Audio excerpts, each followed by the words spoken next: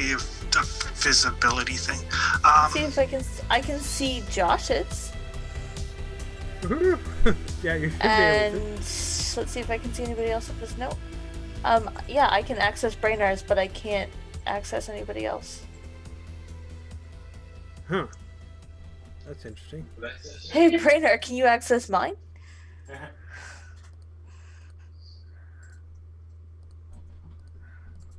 Okay. All players.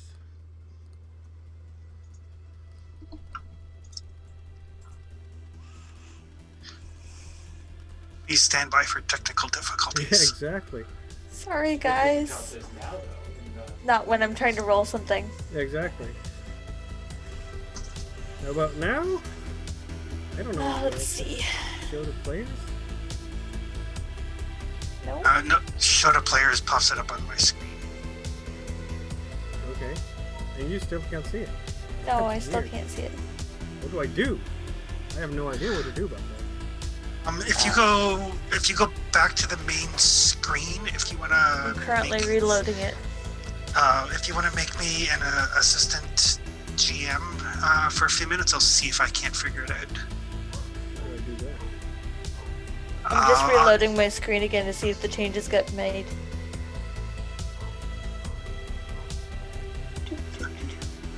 If you log out of Roll20 on the game sheet, you'll see like the list of players on the right hand side, and if you right click it, there'll be a promote to game master option. Okay. There we go. Sorry, guys, I don't mean to break things. I swear I don't. No, this is what's weird.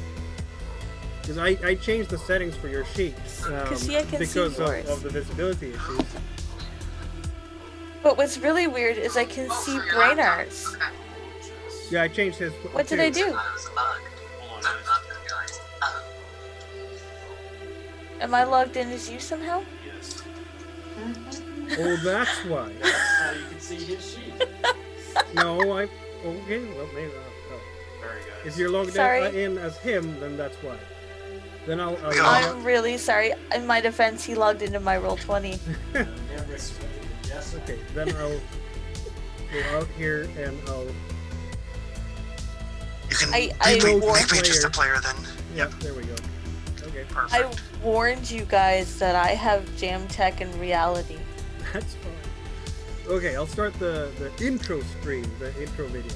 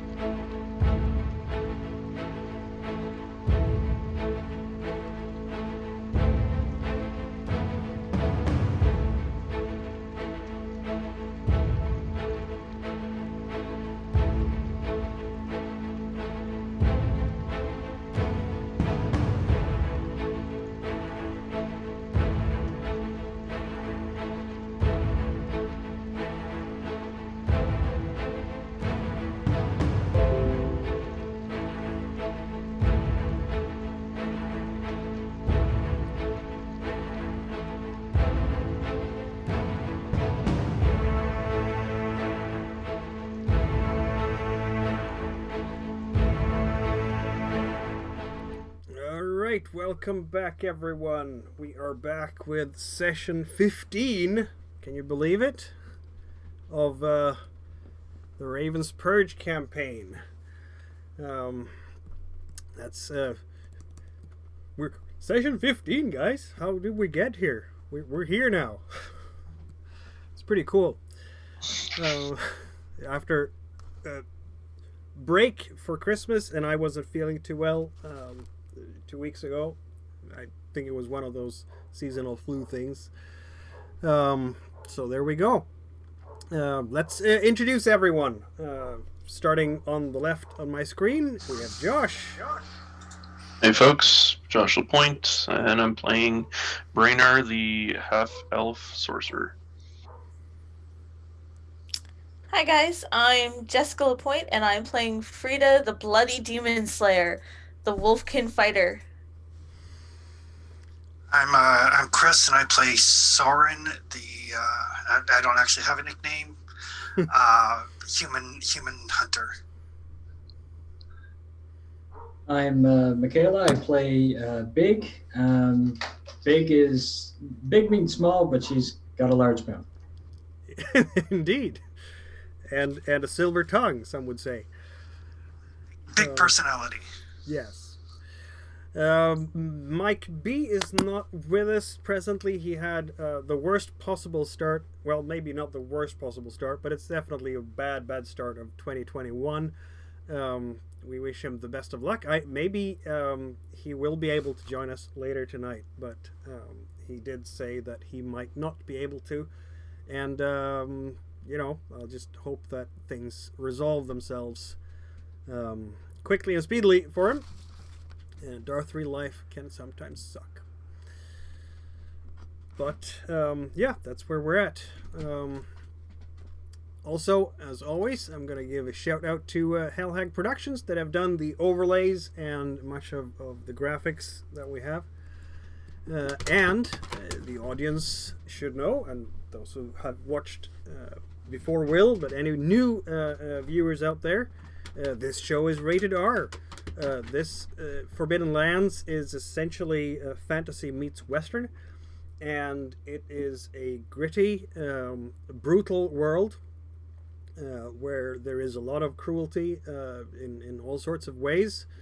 And I usually say this is my take on it. I don't know if the good people at Free League would agree, but I usually say that this is kind of like if Quentin Tarantino had directed Django or The Hateful Eight. Those kinds of moments and that level of brutality certainly happens in this world, and that's where we will be. So be warned then, and use discretion. Last session, what did we do? It's a month ago, session 14. You traveled towards the Stone Loom Mines, did we not? I believe we were camping just outside the mines. We got about that far. Yeah, we had gotten to the mines just as the sun was starting to go down, and thought we should probably rest it before investigating. You traveled from Reddale through the forest, and you can even see on the map. There we go. The white sort of path, the little footsteps that I made there. That was the path you traveled last session, and on the way to the Stone Loom Mines, you did in fact meet a troll that was out and about in the middle of the night and tearing up the forest, and you managed to defeat it, vanquish it. Before that, there was a small altercation with some orcs of the Roka clan, not Urhur orcs at all.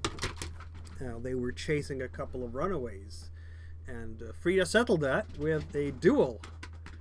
Yeah, I literally fought for somebody's freedom. You did fight for somebody's freedom, and that did not go well for the orc who challenged you at all. So that was the two major, I think, encounters of last session. Didn't we find the little girl and her mother last session too? You did. They were camping outside of the Stone Loom Mines, and they talked about how the little girl had found a new playmate or something, apparently. Yes. I made her a toy. You Yeah, did, nothing creepy there at all. No. Not whatsoever. So now we'll see if the Stone Loom Mines are haunted by demons or haunted by ghosts or not haunted at all. It might just be completely straightforward. And a big anticlimax. You find everything and just go home. I want to vote for option 3. Well, if this was a democracy, etc., etc. I want to see if ghosts are tasty. How do you eat it? Yeah, I don't know. Anyhow. We all know Frida would find a way. If you can eat griffin, I suppose you can eat a ghost. Anyhow, the way you had camped in the mountains before going to the Stone Loom mines, and then you used a quarter day to trek to the actual Stone Loom mines. So we finished up with, it was about noon. It had been raining a lot. It was, and this is up in the mountains. It's cold. It's kind of nasty with the wind. You'd been sheltering because of the pouring rain the day before. But now the rain has lightened up a lot. It's much more of a drizzle, if you will. Of course, this being in the mountains, it's misty. It's because you're high up above the forest.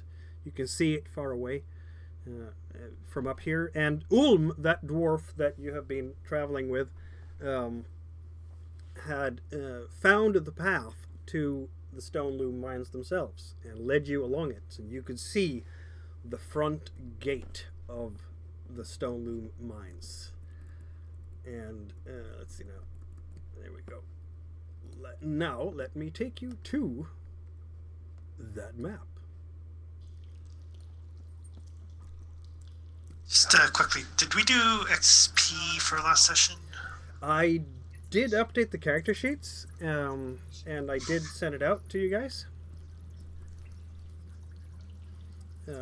You should have, I think you got 4 or 5? I think you got 5, because you invoked your pride, and it didn't really work. Yeah. I think I got 5 too. Sorry, Chris, Yeah. go ahead. Yeah, I was going to say, I don't think it's added to my sheet, because I think I had 6 at the end of last All right. session, but Yeah, no, go ahead and add. Yeah. maybe. That's okay. I may have to go through and conceptually rebuild and see. I know I had more than 1, so. Indeed.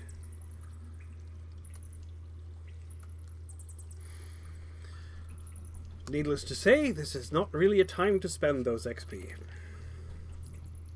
No.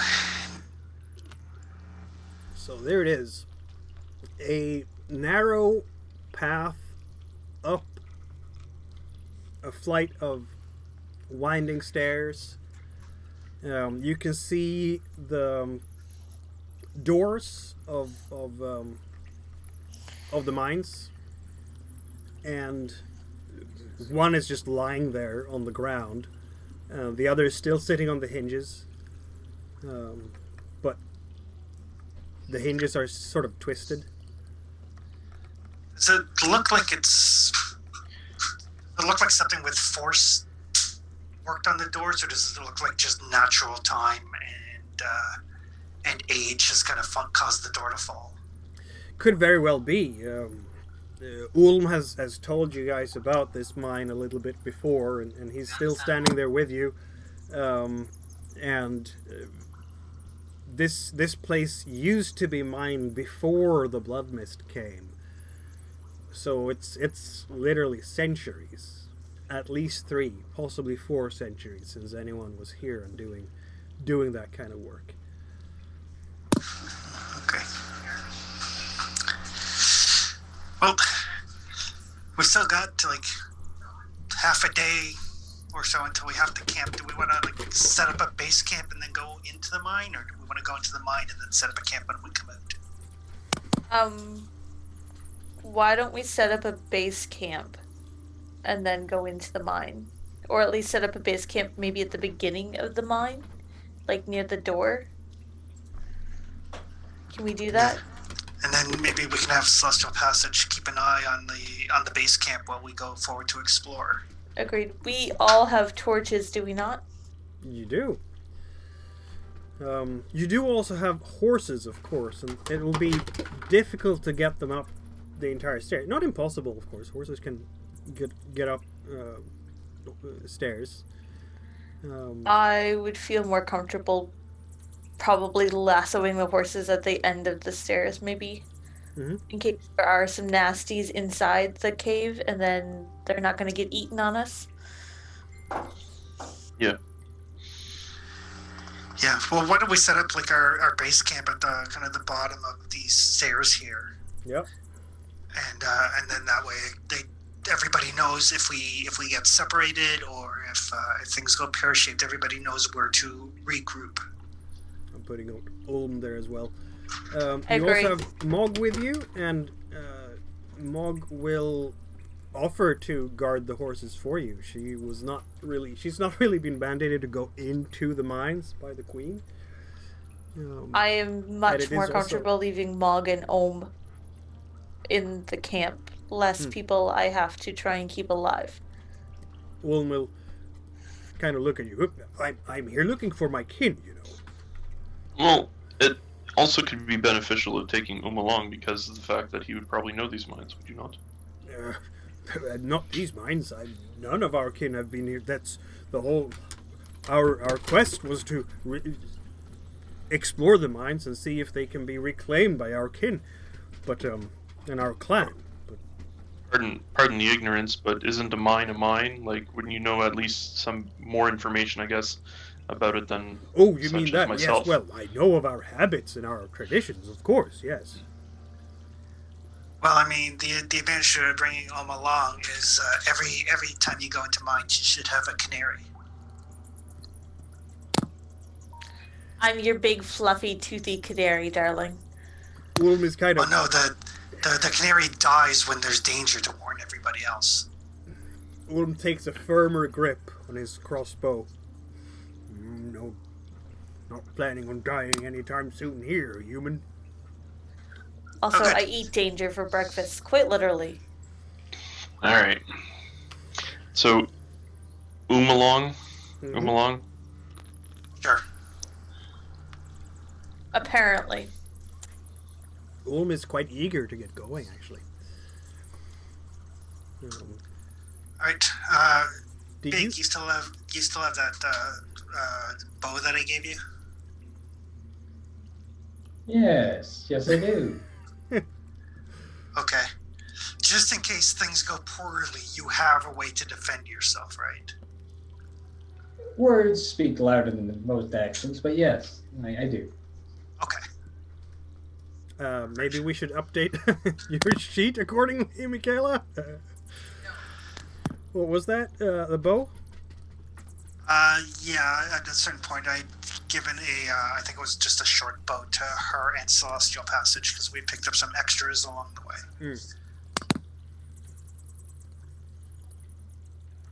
It's ranged.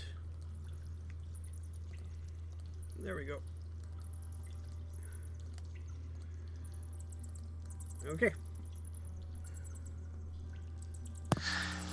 And yeah, I think we all have torches. I know I do. I know Frida does. Yep, and torches, they will light up to near range, which is really just a couple of steps. So I'm going to count like 2 grid squares around you for that.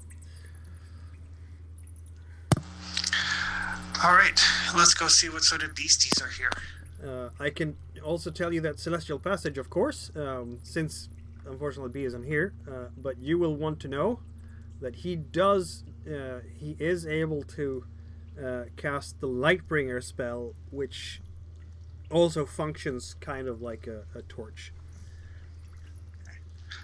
Oh, maybe we'll get him to keep an eye on our camp because I'd hate to have something happen to our horses and stuff while we're in exploring. No, that's what Mog is going to do. Yeah. Oh, that way we don't have to worry. We don't have to worry That's about keeping an eye on another character. Right. I'd also hate to have something happen to B's character while he's not here. I mean, that's fair enough. That too. If we all die in the dungeon, then fair game. But On the other hand, we'll see if you get through the entire mines this session. You never know. You might be stuck somewhere far away.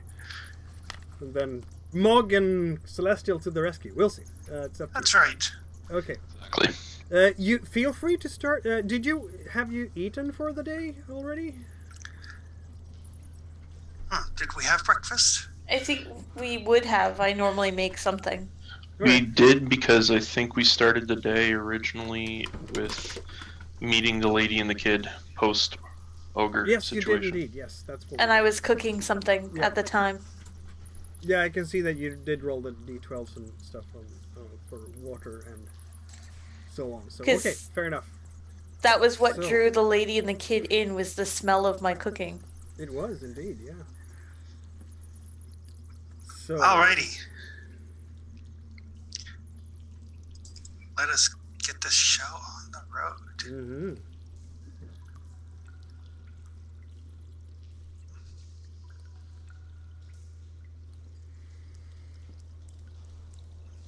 Yeah, feel free to start moving towards the doors whenever you want. So, Mikael, Yeah. from a player perspective, just on this dynamic lighting aspect, I'm seeing everything is gray, and then obviously everything else outlined as black. Do we have to move our tokens onto the board for that? Your token is on the board. Have I not made it visible? No, I don't have mine. Oh, right. Because I did that on all the other maps, but not this one. Sorry about that.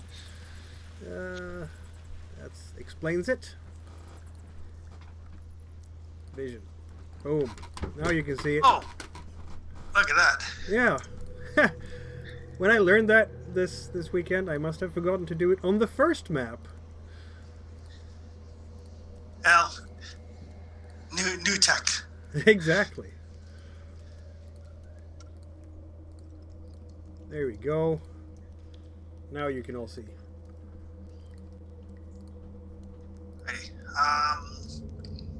I will start to cautiously lead the group up the stairs. I'm going to take a look and see if there are any tracks or anything indicating that maybe this mine is not as abandoned as everybody thinks.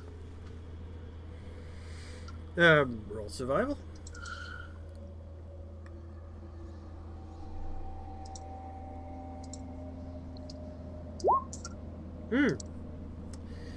As you move up the stairs, now these stairs here outside the actual mine are obviously exposed to the elements, wind, Yeah. rain, and you have to give them credit, the dwarves.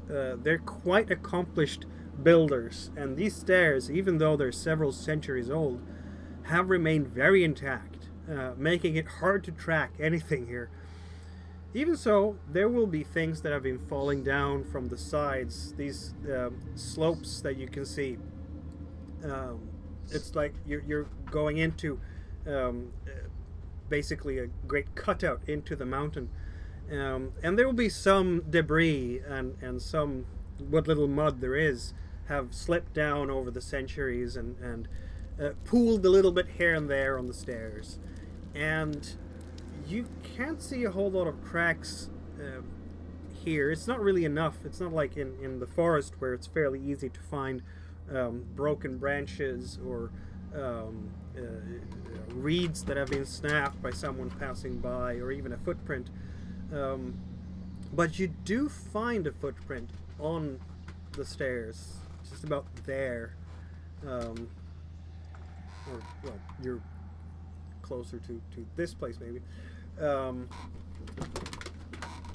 And it's the toe portion of a boot that has stepped in some mud that's lying there in the corner of one of the stairs. And how old can it be? You would say within the past month or so? So I'll pass along.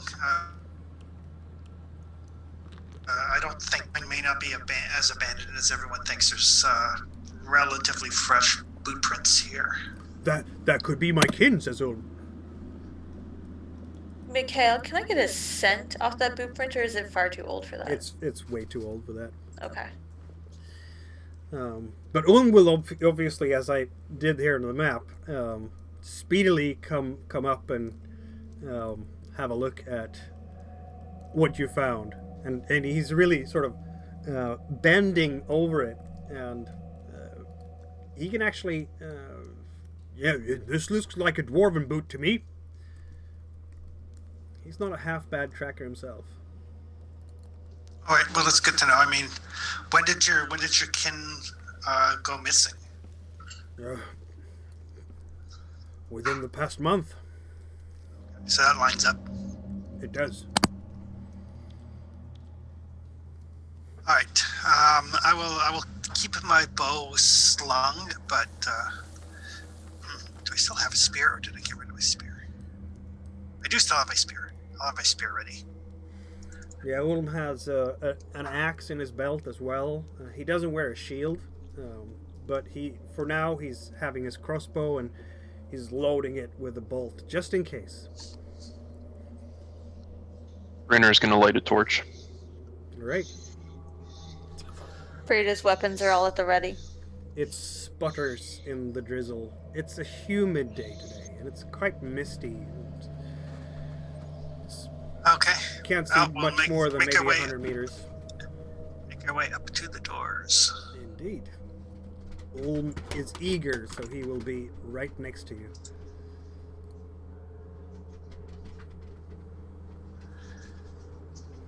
Where will Frida be?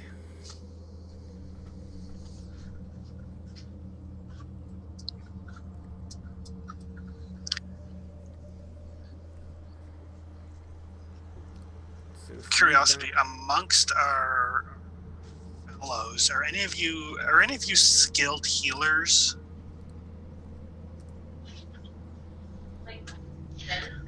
Like the cat, like healing? Question mark.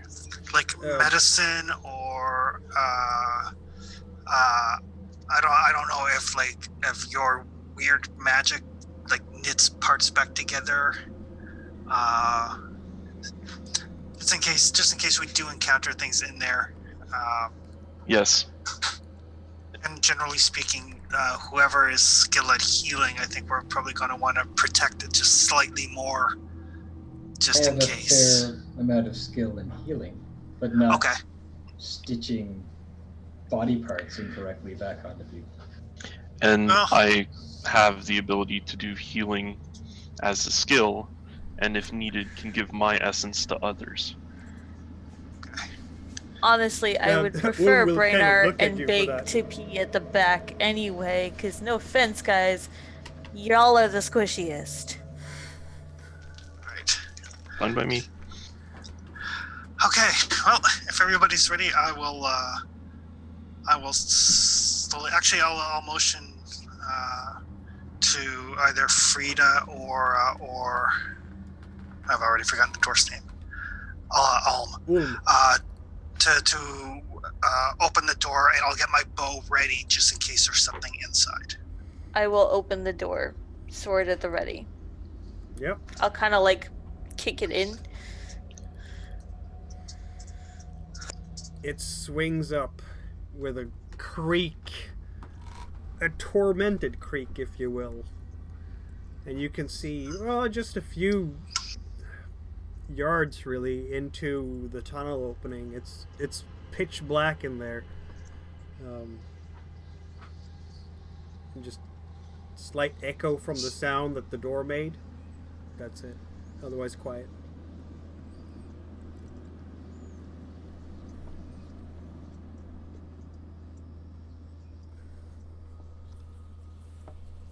Branner has the light.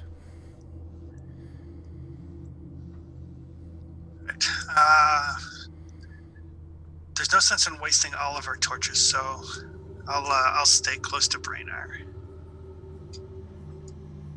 Maybe I'll go slightly in front of him. As you start making your way in there, you will notice that it's a torch holder there, just a few yards inside the gate, but attached to it, below it, is a bell. It kind of just rustles a little bit in the wind. You've stirred the air by moving. It doesn't make any sound at this point because you'd have to pull the cord for it to actually go pling. but it's there. Ulm is of course watching and saying, "Oh, that would be a signaling bell to announce your coming into the mine, of course." How Leroy do you want to be, boys and girls? Ragnar puts his torch into the torch holder. I will take out my my little skinning knife and, if possible, I will very quietly remove the clapper from the bell. You can do that. As you're moved into this tunnel now, you will notice that, particularly you, Søren, it's cold in here. Fair enough. This is spring. You're high up in the mountains. The moment you left the forest, it got colder, almost winter cold. It's just above zero here, really. But even without the wind, in some caves you can expect things to be slightly more warmer than outside. Not so here. Your breath is still making little puffs of smoke as you go in.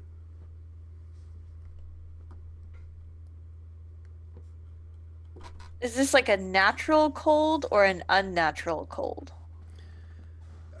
Who can tell? It's pretty much the same temperature as outside, but The door was open. the door was open. Hey, is it supposed to be this damn cold in here? Well, I couldn't tell. I mean, in our minds, of course, we use fires to heat things, but in here, maybe it gets warmer when we get further in. It's possible if there's a lot of waterways in this mountain that things have cracked and some parts of these mines have been flooded, perhaps. Who knows? I know that other places we install pumping systems to keep the water out. There are lots of cracks in mountains like these, you know. Water seeps in everywhere. But I couldn't tell about this one. Some mines are quite dry. So I'm gonna take and light a second torch and leave the original one that we started with there at the holder. Mm-hmm. Do I have to roll? I'm assuming I roll on my consumables. Yes. It's gonna happen eventually. Exactly. Yeah. Does a set of stairs looks like they go down here, guys, or do we want to just stay on this level and search it out first? Yeah, You should that probably flight keep of it this stairs. level. That flight of stairs definitely goes down quite steeply. I agree with Big. One level at a time is better. Yeah, let's not go deeper until we have to. Right. Yeah. Let's not descend the levels of hell faster than we need to. Frida will find it a bit cramped here because, of course, she's very tall. But the humans and the half-elf will not Seems really great to me. feel it like that. So I'm like dunking my head, but everybody else Yeah, is just good. about. It's like you just it's still tall. I mean, they didn't build this for like dwarf size necessarily. Ulm So- is clearing the space without any problem at all. For him, you know, the ceiling is quite high above him. Probably but- just 8-foot ceilings. Yeah, Because that's something like how that. tall Frida is. That's just about it. Yeah, Be careful on the overhead swings. pretty much. Right. And there, yeah, you see another flight of stairs going down.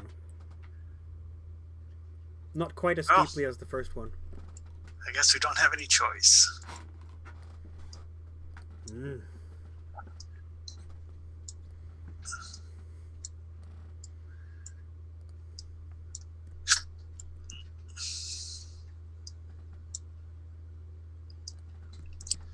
Do we pass any other like sconces or anything on the walls, or No, not really.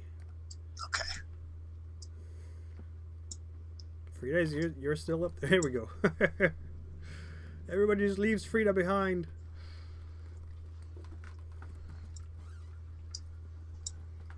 It's because Frida's not paying enough attention. And then you come to that place where Soren very nearly steps over the edge because the light is a bit far behind.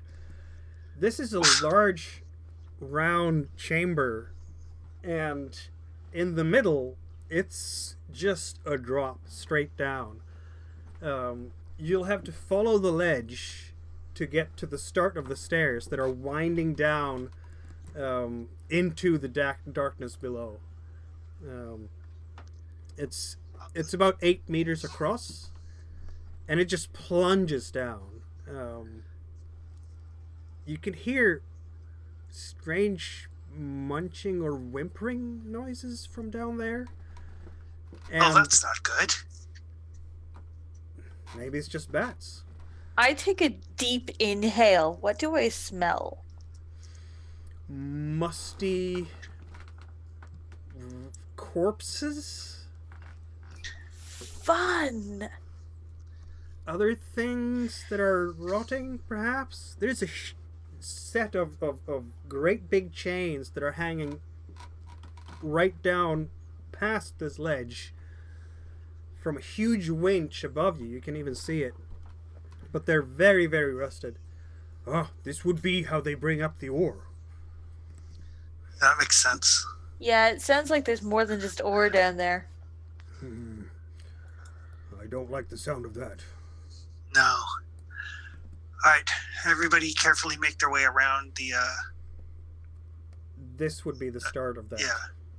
Everybody carefully make their way around. Frida will turn sideways so that she is hugging the wall. And it's just, with this torch light, it's absolutely impossible to tell just how far down this stairwell might go. I'll just kind of drop a sling stone down and see if I hear it hit bottom. You drop it? Yep. I should have done some calculus here. If somebody can keep my character in the light, I have to go deal with tiny humans. For sure. It takes a while for that stone to drop. A good long while. You still haven't heard it hit anything in the bottom. Okay then. So, this is either really deep or it hit something super soft and made no noise. I prefer to think it's the other thing. Yeah. And after a while, you can hear tiny, tiny splish. God damn it. Everybody be super careful. Yep, those stairs are not terribly slippery considering, but still, they're worn. They are worn. So, on the map, do we go like down the stairs or do we go across and then down? Yeah, you kind of go across the ledge and then down. So like this is the start. Yeah. Okay. So, alright.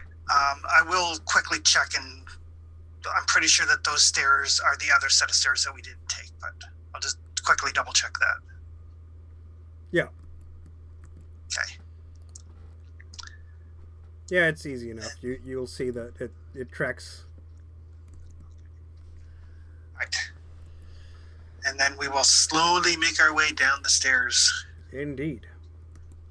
Yep. Which means the first change of maps.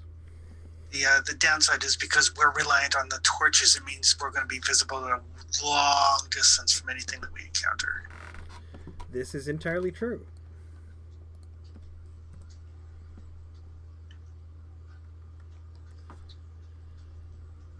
Okay, I'm gonna make sure that Brennar is the one who has the light.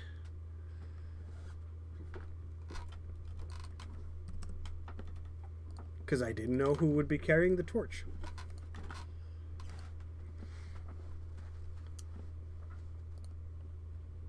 It's a long walk down.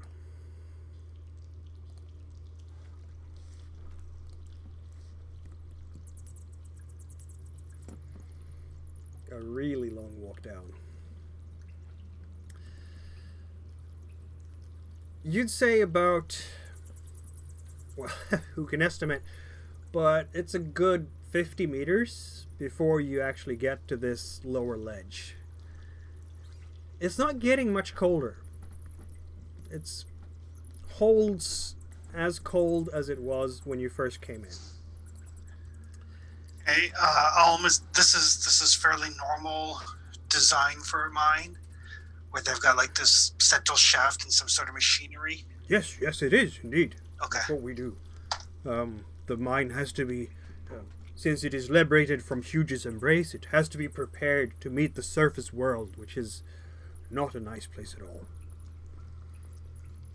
Isn't there usually some sort of cart or something I can sit in and somebody can wheel me around? Because that stairs was exhausting. Who? Is just Really? kind of looking at you strangely. Really, it's awfully early in the day to play the Untired card. Wait till like after our first actual encounter with some sort of evil denizen that's trying to eat your face, and then we'll see about finding a cart. How about that? In my defense, I was tired since I woke up. But Oh, yeah, okay. that's fine. Okay. The shaft Nah, keeps, as you can see here, the shaft keeps just plunging down further. There's no way of telling how deep it goes. But the stairwell ends here, and what you can definitely see is that there are slotted tracks there, and of course you can see the cart that is still filled with iron ore. And here's another one of those torch emplacements with a bell underneath. And there's also I'll put my torch in there, one of my torches in there, and light it. There's also a weak light that's coming from some kind of shaft up ahead, which helps you see. Ulm will say that we have on the when you arrive into the mines, we have antechambers with ventilation shafts, of course. Okay. Well, there you go, Big. There's your minecart. Yes. I appreciate that. I mean, it looks like you have somewhat limited options as to like where we can push you, but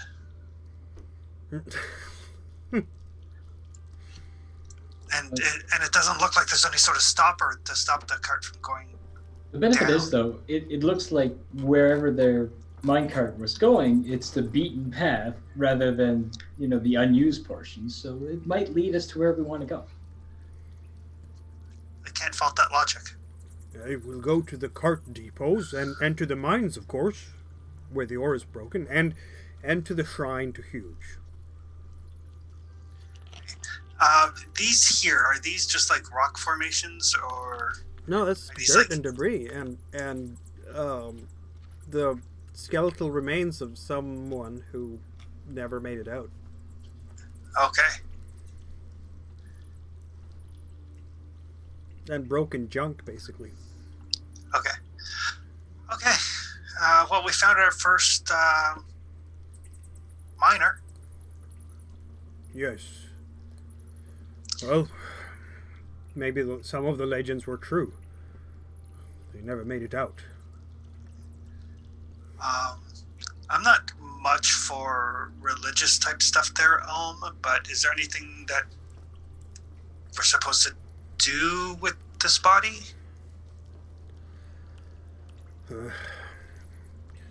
Whoever this was should be interned into the vault of the ancestors. It would be deeper in the mine. Okay. To be embraced by the earth. We should probably come back and do that after there's impending doom or whatever did that to it to begin with. Your noses at this point are kind of getting used to the horrid smells. The Okay. moisture.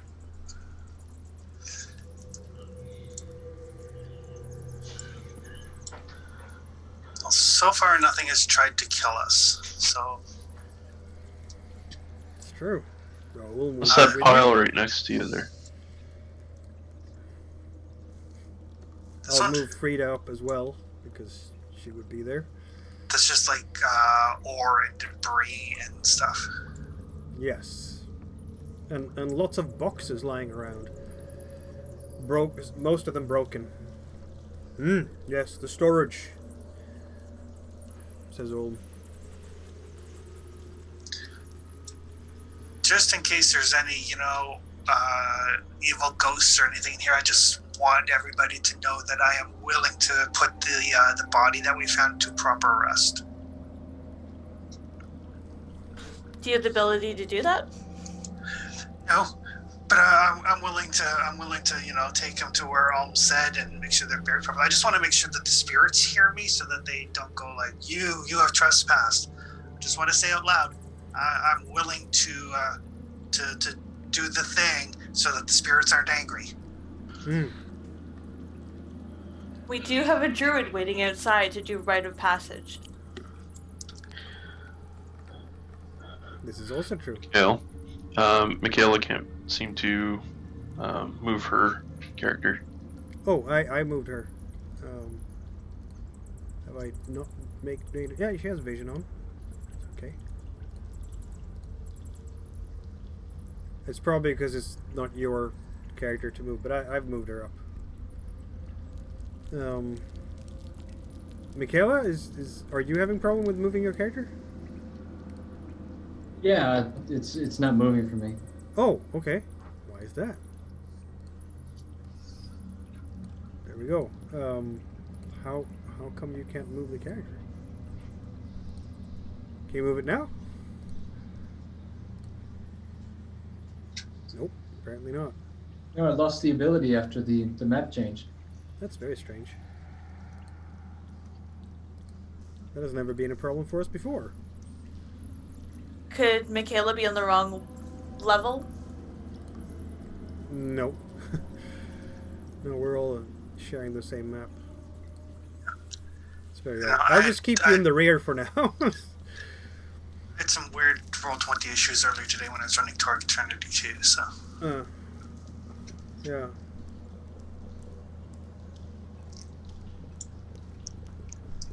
Maybe if we get to another map, things will be resolved. Who knows? Yeah, there's a lot of broken crates down here. Whatever was in this storage room, people must have, or monsters or whatever, must have plundered it since then. So they look like they've been like forcibly opened as opposed to just the wood has given way over time. There's a mix. Some have been Okay. forcibly opened and others have just rotted. Certainly most of the wood here is really soft from a lot of humidity over centuries. And probably some has just rotted away. It's not quite as humid down here as it was upstairs, but it's still humid enough.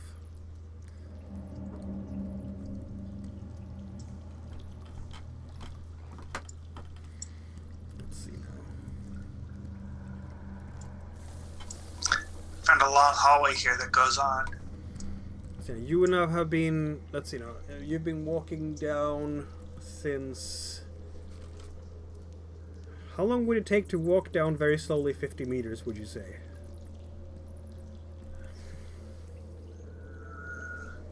Say half an hour? Something like that? Because 50 meters? seeing as you're taking your time with each step and making sure that you don't fall down into the bottomless shaft.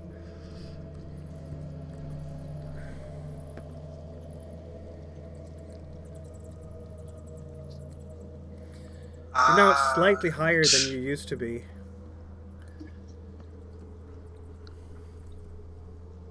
Is it any warmer down here than it was above? No, not in the slightest, actually. As you walk here,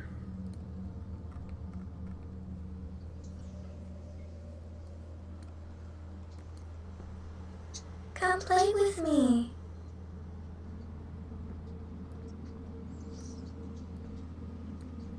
Ulm stops.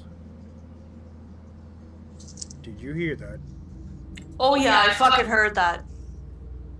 Time for a pants check. I'll roll with disadvantage.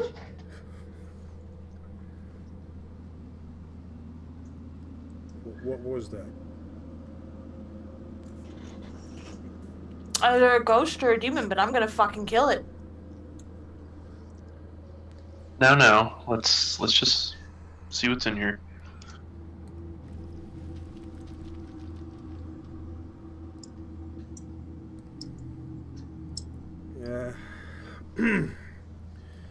Ulm takes a harder grip of his crossbow.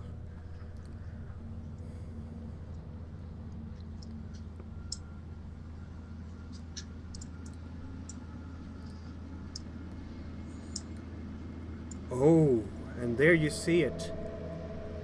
The glitter around you. This is a different chamber. The walls are glittering in the torchlight. Quite beautifully, actually. There is crystals glimmering. There's something kind of fluorescent on the walls, if you will. And stone benches and sculptures on the wall. But there's a lot of things that have collapsed and decayed. And you can see that there's bone fragments and large shells littered on the floor, somewhere around there. Those large shells look crustacean-like, if you will. Like huge crabs or bugs of some kind. Hey, Brainer, detect woogity. Okay. As you are standing there and looking around, Big, in fact, sees it first. There are some kind of tentacles moving down from the roof towards Soren. Oh, what the hell? Elder gods, let's leave. You can see them now, Soren. They're reaching out towards you. I grab Soren and pull him back. Sorry. You scramble backwards a little bit. The tentacle you seem to be out of reach of it, and it kind of just retracts up towards the roof. And there, in the rooftop, right centrally, like so, there's a huge mass of organic matter that is slowly sort of undulating across the ceiling. Brainer, light it on fire. Moving with the speed of a snail, perhaps. And Light it on dripping. fire. So, yeah, I'm gonna step back a little. And I'm actually going to, I'm going to lore. I'm actually interested on what this thing is for a second. Mm-hmm. So. What? I wonder if this is the voice of the little girl.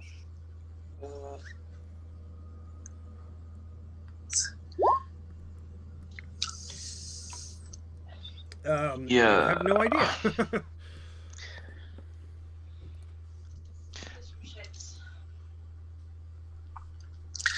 So this thing is moving very slowly, is it? Yes.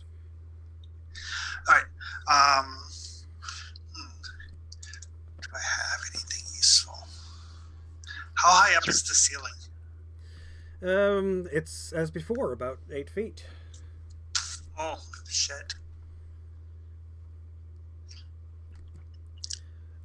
Ulm is looking very cross. Oh, that thing is desecrating the chapel to huge. Oh, this is a chapel. Yes. Yeah, if we're not careful there, this thing's going to desecrate us. That makes it super demonic. Ulm raises his crossbow and shoots. Thump!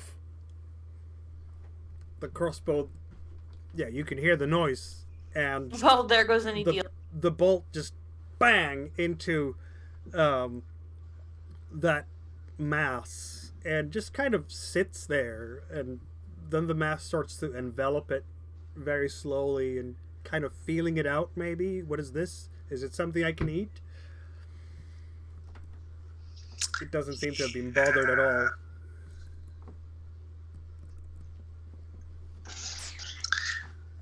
Okay. So Test number 2.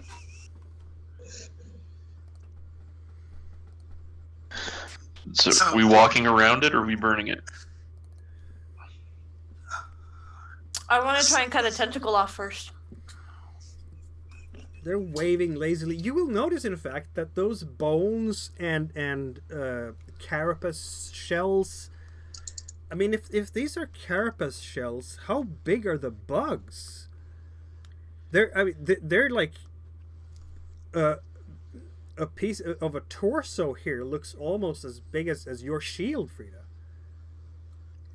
In their defense, my shield's not that big. It's a small shield. It's not made for me. Still a pretty big bug. Yes. But they're concentrated under this mass. Yeah. While Frida is playing with the tentacled beastie on the roof, what do you make of this piece of shell? Okay. Yeah, sure. We're gonna see what that shell's made out of, / what I can make of it if it actually looks normal. Hey, You've one more. heard of these? Yeah. There are something called insectoids in this world, and well, basically they are huge insects about the size of a human. Some might say slightly ant-like, perhaps. So yeah, They live in colonies. as strange as it sounds, this looks like a large ant carapace. They kind of, bipeded insects. So this could even be like a, for lack of better terms, a butterfly cocoon type scenario. So Raynar, get ready to light it on fire. I'm gonna cut off a tentacle and see what happens. You swing at that tentacle, and you don't even have to roll. It's a slow-moving thing, and you just chop it in half, and a part of it just slaps down on the ground before you and stops moving. There's some kind of ooze coming out of it, and the rest of that tentacle just goes back up into the ceiling. You will notice that this thing is moving quite slowly. These tentacles. There's no fast jerky movements here. Just by studying it, anyone can roll a survival to suss it out just based on its behaviors. Hey, Raynar, you want some demon ooze? later. Soren, you will say that you can probably navigate around this. Okay. I'm picturing it kind of like almost like a sea anemone, something that just kind of is there, and if you happen to brush the tentacle or whatever, it will latch onto you, but it's not in and of itself a creature. It's not aggressive per se. Let's not touch it and find out. Well, that's what I Yeah. wanted to test. I wanted to see if 1, cutting off a tentacle would make it attack. 2, if the tentacle was sentient on its own. And 3, if it would starfish grow back. Well, if it does, that wouldn't be for days. Braynar, Yes. can you carefully, or I'll do it if you don't feel up to it, just touch your torch to the tentacle and see if it burns or burns quickly or anything. So I will touch the torch to the tentacle that Frida cut off. Oh, it curls up and burns like anything organic would. Okay. All right. So, at the very least, if something should go pear-shaped, use fire. It's slow-moving enough. I'm pretty sure that if you guys just kind of follow my lead, we can get around it. Ulm nods. Sounds good. He has reloaded his crossbow. And we're gonna go around the side, avoiding any tentacleness. Another passageway. Can we kind of do a sweep of the room, avoiding the tentacles, just in case there is anything of import here? That's a great yeah, idea. as long as you basically crawl around all fours, it's fairly easy to avoid it. Yeah, we'll just make sure that we're not leaving anything that might be important Wait, either. was that a noise from over here? Like something shuffled or moved? It was like a sudden rustle, or maybe patter of feet. Not sure. All right, let's put a pin on searching this room then. That ghost bitch is fucking with us. I don't think it's ghosts. Ghosts generally don't shuffle. And so we have to switch maps again.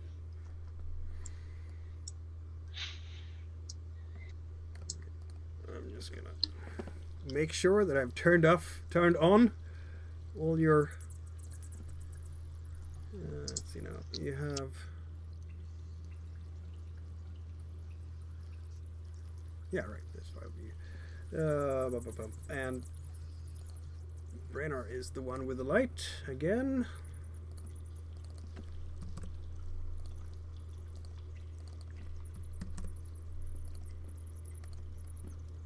And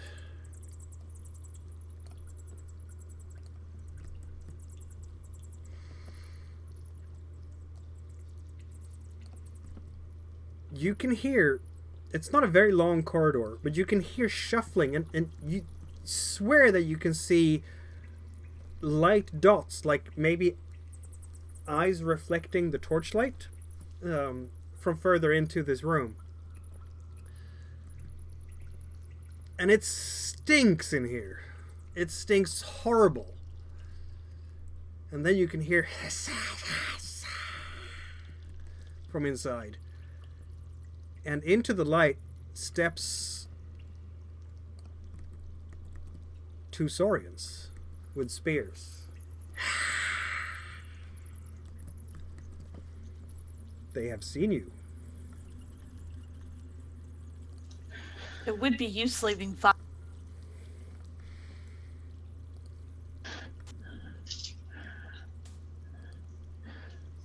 Any initiatives? We can do that indeed, yes.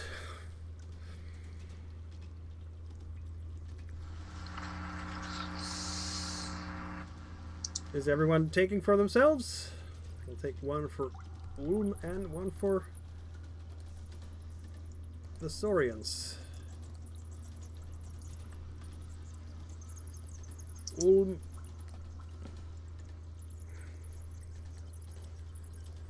and the Saurians. All right, what do we got? Oh, you can move your token now, Big. I'm glad to see that. I don't know what was happening on the other page there.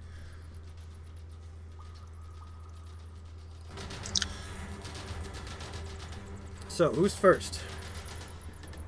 I got a 10. That's not good. I got a 2. I got a 5. Okay. Brenner? If people find it easier rather than using the cards, if you just go to the gear icon, you can change your nickname and just put your initiative in brackets by it. That's a good idea. Ulm has a 6. And in fact, the Saurians are first. They will come towards you. I'm going to move the 5 here so we can see them. They're closing the distance fast.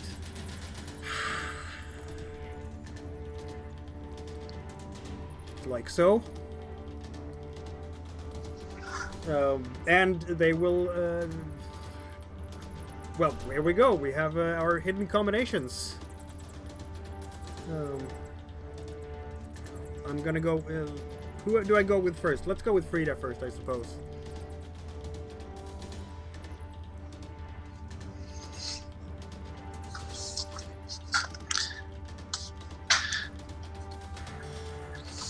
I've chosen a card.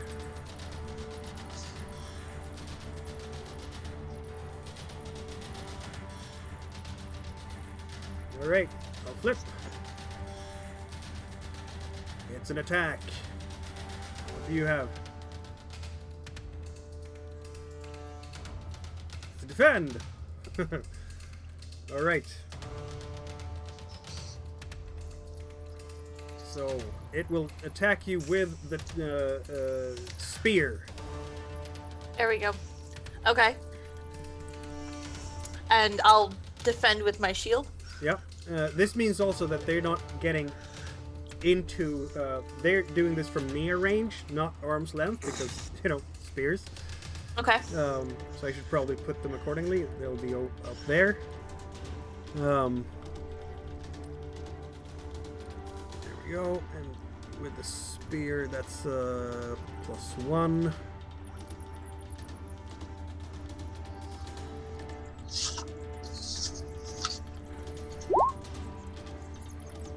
Do you want me to roll for my shield? Yes, please. It lunges at you. Hey, just 1 second here.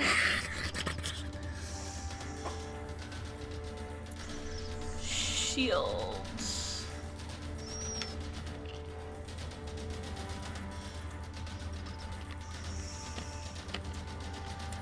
And roll. You managed to almost parry it. It glances slightly off the shield, removing some of that force from the thrust, but there's still a hit. Now, the question for you is, do you have armor? I think you have. I do, actually. I remember I that have you had. leather armor. So go ahead and roll for it.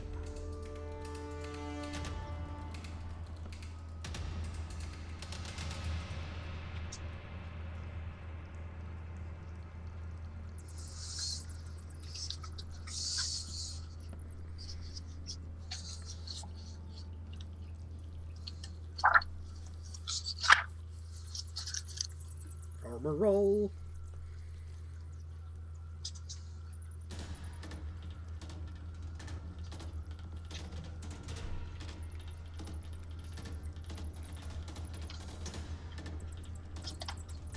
You find your armor rating? There we go. Okay. Sorry, I was trying to find things on my sheet. Yeah, no, that's fine. Yeah, you, Oh, right, because your leather armor is already a bit damaged. Yeah, so basically the Saurian is apparently attacking you in the leg, avoiding your armor altogether, and that causes 1 point of damage. That means that we go to Soren. I will take my card. And I will choose a card.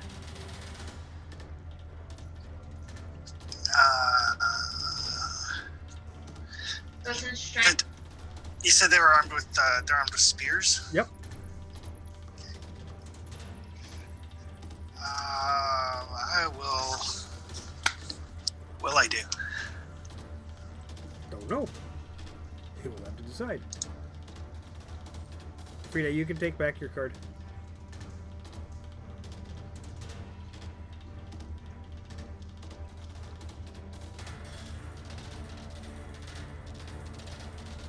Alright, let's see. It's another attack. It's an await. Yep. I'm gonna trust that maybe he's not terribly skilled. A little bit skilled, maybe. Lunges out. Did you have armor? I think you do have as well. I do have some armor. Can I burn a willpower to parry that for Soren? You can. I will do half that of the then. defender, I believe. Yes. Bang! Out of the way with the longsword.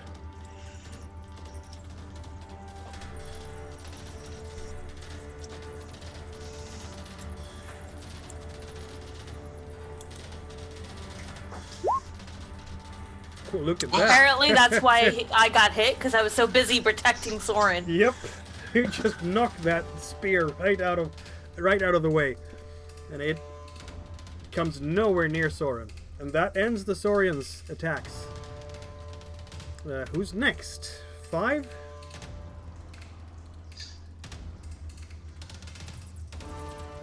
Me at 2. Oh, then it's you, Brennar. Okay. And so emulates near. Yeah, I'd say it's close enough, yeah. Just on the edges of your range. So just to confirm again, because I am half elf, I'm doing emulate at rank 2. Does that require me to do 2 willpower to cast, or 1? So you can spend 1 willpower, and that counts as 2, and then you roll the 2 dice, but you only spend the 1 willpower. Cool. And I have the ingredient, which requires a torch or open fire. Yes, clearly you have a torch in your hand. Yep. Cool. Just want to make sure I was doing this right. So that means that it's a power level 3, in fact. Okay. So You roll your 2 dice. Invoking the powers of the fire spirits. Eee! That's a misfire. okay, let me roll on a nasty Oh, table. Petrifying. Yeah, petrifying. 46. That doesn't sound so good. 46. That gives us... There we go. Oh, this is interesting. As you reach out and channel those forces through you, I have to decide how your appearance is permanently changed, and I'm completely out of inspiration at the moment. Well, if he's using a fire power, maybe his eyes turn like a fiery red. Yeah, that sounds good to me. Particularly since he's Almost channeled like it so demonic. often. Yeah. Yeah. Almost like freaking sorcerers. Yeah, exactly. You're invoking that firepower so often that it has now left a mark on your eyes. But it also hurts one of the Saurians. This is going to be the this one or the lower one? The top one. Top one. Okay. Yeah. It takes 3 points of damage. Ouch. Ugh. You can hear the sizzling of its flesh as it is burned by your sorcerer's powers, and it screams out in anguish. Smacks its jaws together. You hear the clappering of the teeth as they crunch together in gnash and pain.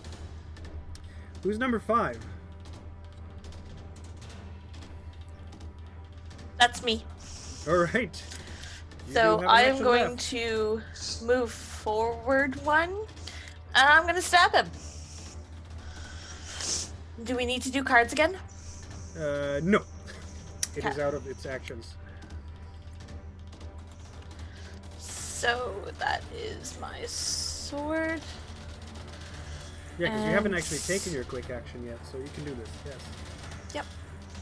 Yeah, because when I parried for Soren, that's a free action with Path of It the is Shield. indeed. Yeah. No, and it has done its action against you, so it can't even parry. You hit it. I do. I do believe they have some hide armor. Yes, scaly armor they have. Their scales Okay. are hard and durable, and do My remove 1 point of damage. But 1 point of damage goes through, and this was the one that was already hurt. Yes. And as it's writhing there in pain from the fire, immolation, and arcane powers of Brennar, You just come there and you stab it, and it goes down. Yay! Yep, Apparently, I found the spot it got burned in. you must have. Yeah, no, it has 4 points of strength, so it's done. That's pretty much my turn. I don't think I can attack again, so. That's correct. 6 is, in fact, Ulm, who will shoot.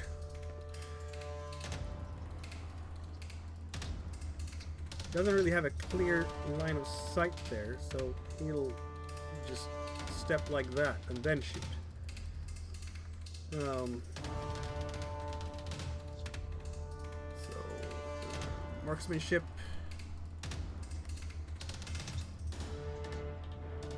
Really? Not gonna push that. The arrow goes wide. That is his turn. 8 must be big then, I guess. Or is it Soren? Oh, I'm on 10. Okay, so it's big then. Where's Yeah, big? I am 8. Where did big go? Where's your token? Oh, there you are. What do you want to do? Obviously, I would talk them down in a reasonable manner. Like, what else can you do in the middle of a mine? They might not be open to suggestion, but you can always try. You could sing us a pretty song and give us a boost. Does that actually work?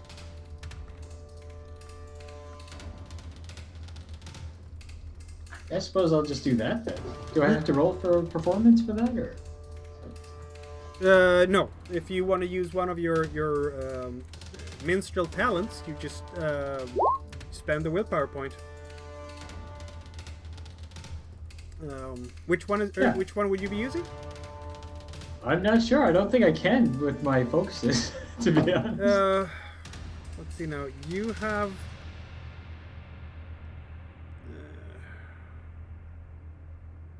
You could vicious mockery them. Don't you have that one? Where you make yes, them feel bad about themselves? You can, I have sharp tongue, which is Yes, you the do have manipulate, sharp but if they're tongue. not sentient, I don't think it works. so. They These are guys are sentient. sentient. They- They're slavers. Yeah, they are sentient. They do count as sentients. All right, then I'll do my original plan. All right.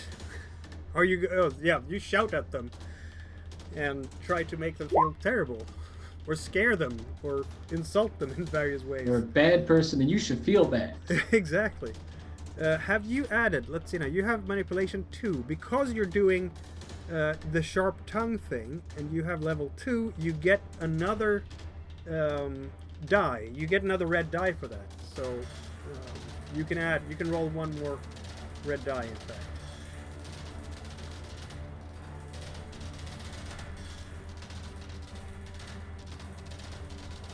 Because you need that, yeah. And you don't even spend willpower for that. Yeah.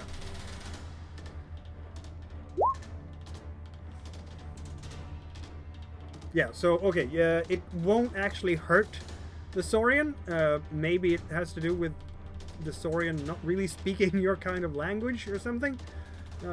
But in this case, your insult falls on deaf ears. You need 2 6s for it. And since that extra red didn't do anything, there we are. Alright, then we are in fact at Soren, I believe.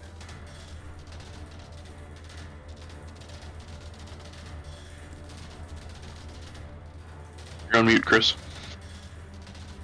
Sorry, I was typing and I didn't want you guys to hear that. So yeah, since I already had my bow in my hand, I will just quickly notch an arrow, aim at the Soren, and shoot him in the face. Shoot him in the face. That works. I mean, the Saurian won't be liking it, but that was the point. That's a hit. And it does 2 points of damage. Let's see how the armor holds up. I'll spend a willpower to bypass his armor. Then you hit, and you hit it square in the mouth as it is hissing and snarling at you. And that hurts quite a great deal. Half its strength. It steps back, shaking its head, and the arrow sort of comes loose as it does so. I'll just look over at Ulm and go, Crossbow, eh? Yeah. Yeah, Ulm will have to reload the crossbow, which is a slow action. New turn. This Storian will, in fact, back away because there's a lot of you. But it's clittering and clappering, making sounds, and you can hear other sounds further into the cave. It's not alone in here.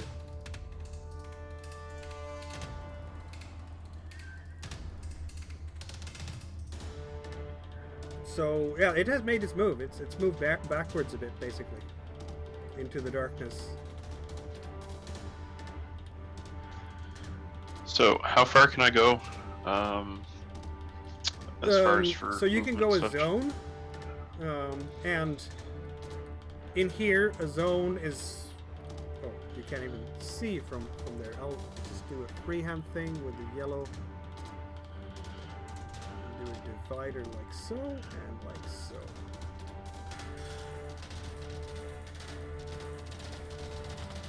It's still dark, of course. Yeah, so I'd probably chase up to that. Yep. That means that you get to draw a hidden combination card, I suppose. Or are you going to do magic on it? Yeah, no, hidden combinations. I'm gonna see if I can hit it with my staff, hypothetically. Alright. Since it has the initiative, it will be able to hit you first if it so chooses. Just so you know. Okay. Here's the card.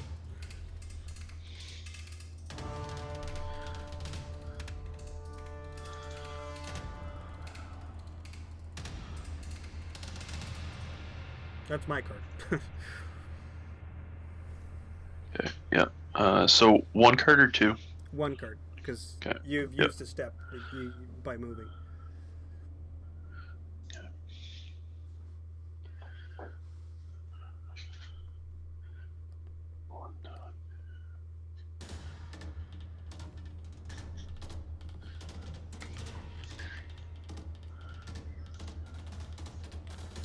Alright. I'll flip it. I do an attack. And you do an attack. If this hurts you now, you will lose your attack. I'm just saying. Yep. I will roll. But on the other hand, it has only 2 points left in its strength. So that does limit its power at the moment. It tries its best to basically just stab you in the gut as you get closer. But it misses miserably, as we can see. So there you are. You can attack it. It has now used both its actions. And cannot do anything more this turn.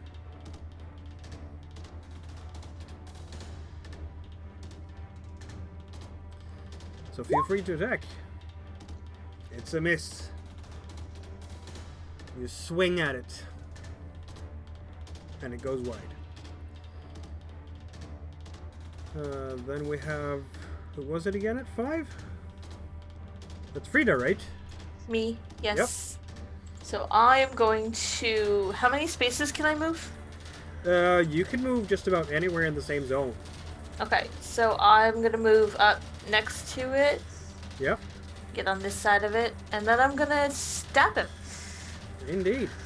And it's a free shot because it has done all its actions. Yeah, he just tried to attack Brainer. I don't like that. It did, yes.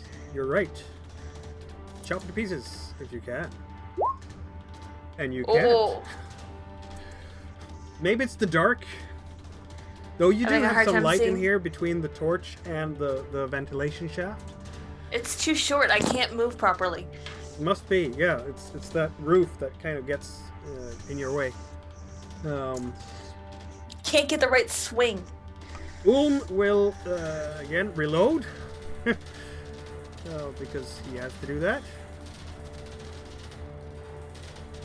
Let's see now. Actually, I don't think he's able to do anything else because it's a slow action. So he can move somewhere. He's gonna move up here just to be out of the way and reload his crossbow. that leaves...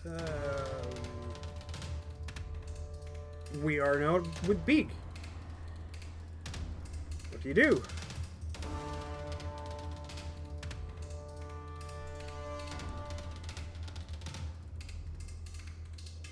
So with the short bow, do I have to ready it first before I'm able to fire it, or? Yes, you do have to have. So you put an arrow on the string. You were carrying it in your hand, I guess, the bow. So all you would have to do really is to put an arrow on the string and then let loose, which you can do in the same turn. It's fast action. It's a fast action to prepare and a slow action to fire. Yeah. No, just wanted to make sure.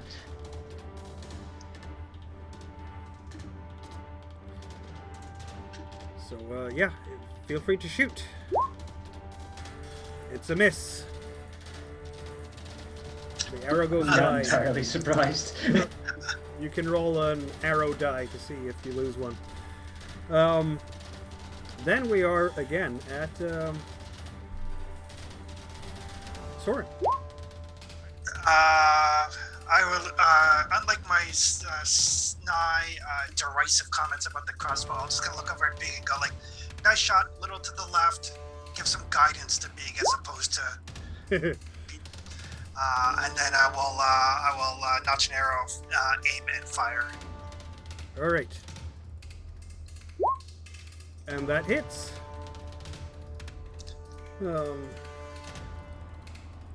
Are you So that's how it's done. Exactly. Are you using the willpower again, or letting it have its armor this time? I'll let it have its armor this time. I need to conserve willpower. It doesn't have its armor this time either. You hit it. Ugh. It's now hit in the leg as well. It goes through. It glances, mind you. The arrow clatters down on the ground. But it is hurt, and it is hurt grievously. It's limping. And that wraps up the turn. You will now see how the other Saurians are approaching as well. And they will engage with Frida from this direction. 2 of them. 4th is coming from here. And will probably engage Soren, I guess. Brenner, I guess. The ones that they can see. So, yeah, this one will in fact try to move out of the way because it's really hurt.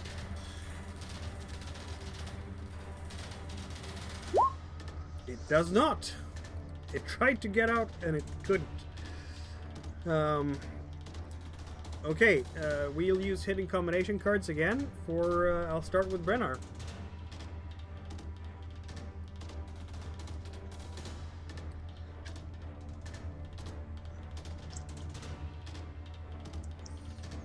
Right. It's quite straightforward.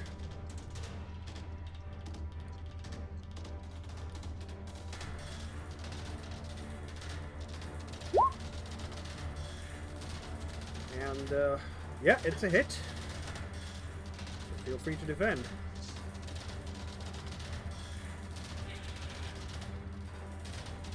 They're all hissing and snarling at you. Just to confirm for the defend, I just hit the parry die and then hit roll, correct? That's correct. This is a thrust, and you have a spear, so you might actually get negative for that, if I recall correctly. Yeah, I think it might be Because you don't have a -2. parrying weapon, right? No, it's just a blunt and hooked Yeah. for staff. So, close combat. Fine. There we go. So you're parrying with a weapon against a stab, so you have a -2. Okay, so my base is 4, so do you want me to just take it off the base? Or do I take it and no, put it you in do the a -2 in the skill? fact. Yeah, you do a -2 in skill. And, Okay, thank you. And if they turn up 6s, they reduce your number of successes, basically. They did not. That means that you do, in fact, parry the incoming attack with your staff. Bang! Just Oof, good job. sweep it out of the way. Good Old job man knows indeed. how to defend himself. Yes. He's a Good. strong man. Now, you can take your card. Frida, your turn. You have 2 of them against you. We will do one at a time. And I will pick a card.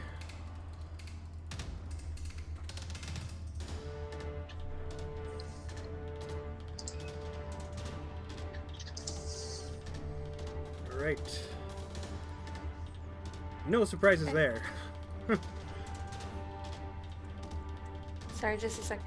Yeah. Yeah, none here either. These are maybe not, martial artists as such.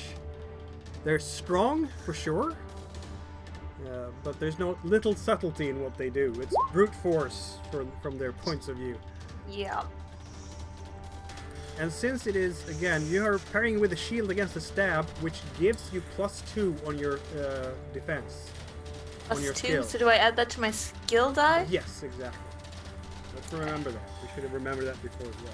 Yes, I did not know that, so. Hey, Look at looky that. there. Mastery. Frida is indeed Screw a you, you wizard. stupid Saurian.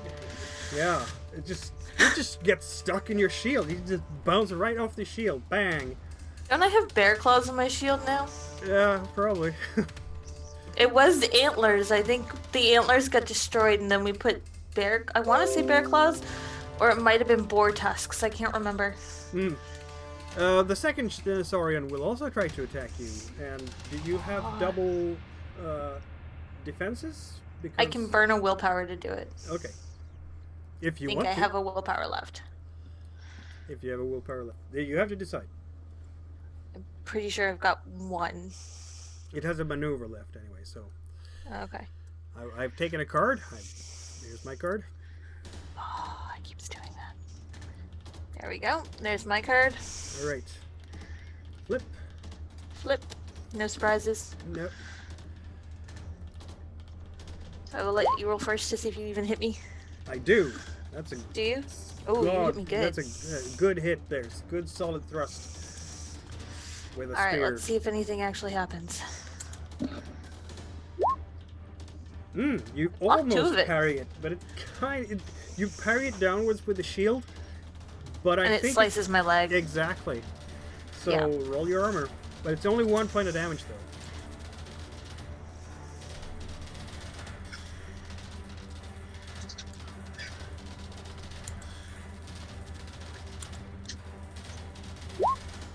No, Nope. I totally take that. In fact, 1 piece of armor. I think both pieces of armor are destroyed somehow. I'm gonna say Yeah. your leather is destroyed because you Yeah. only had the 1 left. That's to my strength, correct? Yes, 1 point. Okay, so that's 2 damage so far. Yep, that's correct. And that's their turn. All of them are done. Which means that we're now at Brennar. You did your defend. That's a quick action. Yep. So I got a slow left. Yes. So, yeah. Well, I'm gonna try and finish off the one that's trying to escape. So, yeah. Let me... Smack him over the face. Yeah. Do I have to do cards for this? Yes, yes you do. Yeah, okay. Okay. Okay, I'll flip mine. Ta-da! I defend. But now I get the -2 because it's not a parrying weapon. So, this is assuming that you're in fact stabbing it, which you kind of can with just thrusting the staff. That's a good hit. It's good solid smack. It does not manage to parry that, and you cause 2 points of damage. Yep. Which is terrible for it because it already had 2 points of damage. It falls down. You smack it over the skull, and it's a sickening crunch from your staff there, and it goes down. All the little Saurians and Brainers bopping them on the head.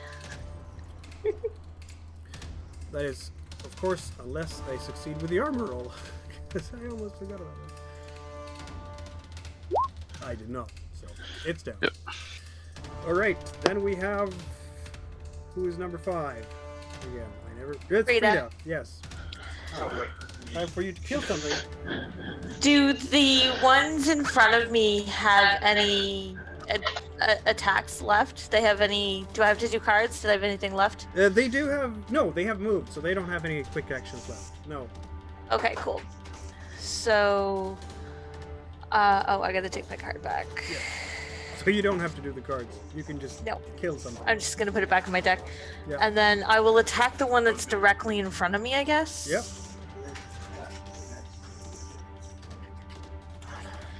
So, attack with my longsword. I hope that damage doesn't fuck me over.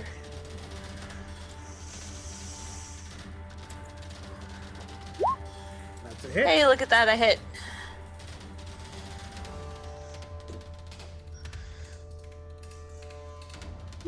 It avoids 1 point of damage. I do 2. You do indeed. It has... You've slashed it. Where do you slash it? If it's avoided it with its armor, probably I've taken like a chunk out of his leg or something. Yep, that's good. A good slash. You can see that red blood of it dripping down on the floor. Is that your... That should be all your actions, right? That is all my actions. Okay, then Ulm will try and hopefully hit something this time.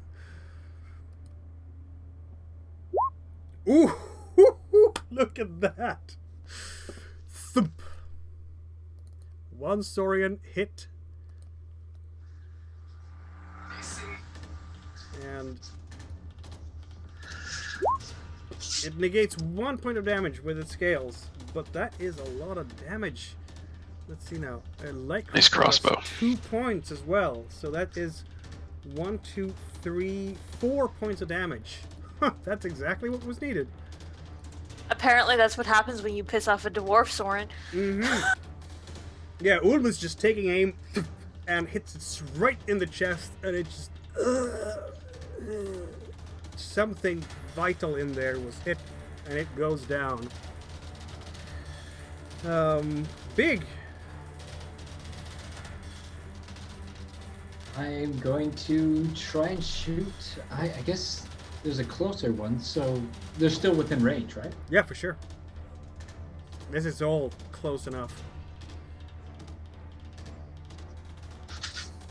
You don't get any negatives in here. If it was slightly darker, you would probably get something, but no, that's a miss again. The arrows goes wide. I'll have to set us some time for practice later. Yeah. Your other left, Big. Your other left. Oh, I thought you said they left. I was hopeful for a moment. Stage left. It's really dark in here. Give me a break. Soren, Alright, will you hit something this time? Yep, this one here that's on Brainar. Yes. I will take aim at it.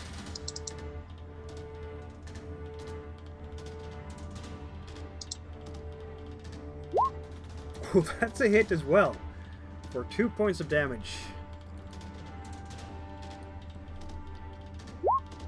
And no help from the armor.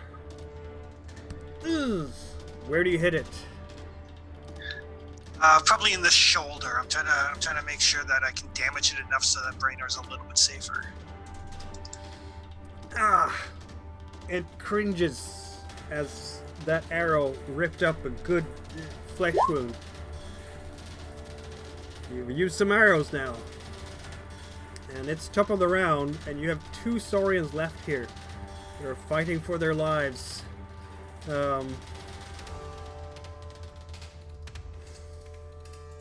What do they do in this moment?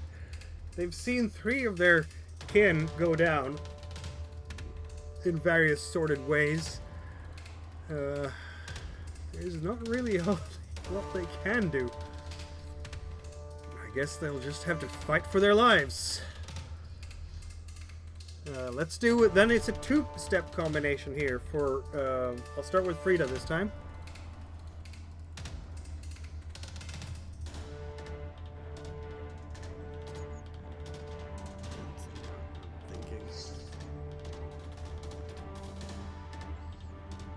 this the one that does the thing? I think it is. And then this one.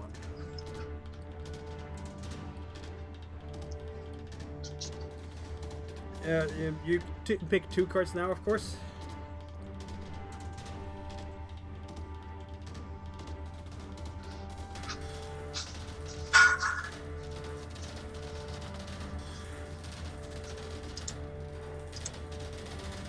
All right.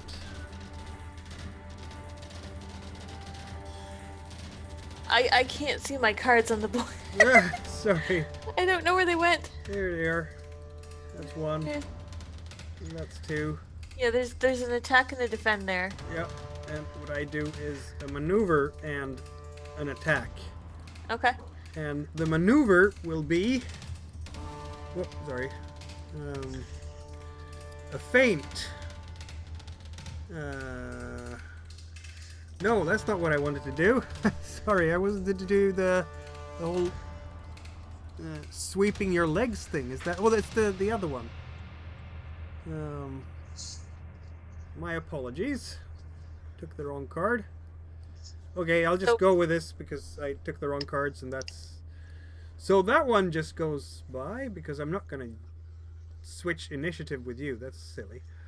I'm gonna run in that case. Move 1 range category away from your enemies. So I'm gonna roll a move roll.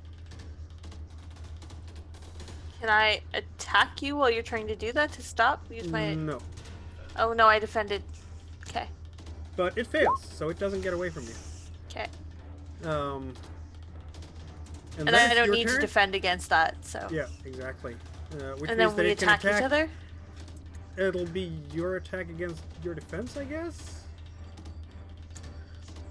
I guess. I don't remember how that works. I'll roll the attack roll. We can figure that out later. I'll roll my attack roll. Yeah, exactly. The Saurian misses entirely. So that becomes completely a moot question on what kind of thing happens with that. But I totally stab it. You totally stab it. So as it's trying to hit me, I feint to the left and go up under. Ugh. And it will have to feel the power of your longsword, which I'm sure it doesn't want to feel. So the extra success gives me an extra... Damage, yeah. Or a stun, So if you that's- want to, do something else with it, like disarm it or something. So do you No, want I'm happy to just kill it. Yeah, I imagine. So that's 3 points of damage. And it already had 1 point. It goes down. How does that look like? I'll just take its head clean off. Ah! It tried to get out of your way and kind of walked into your longsword. Alright, Brennar, your turn.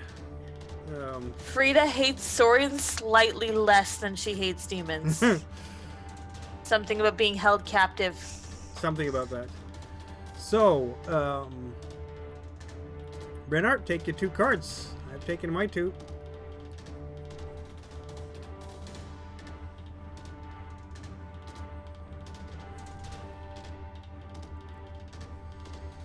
Alright. Can you pick yours? No?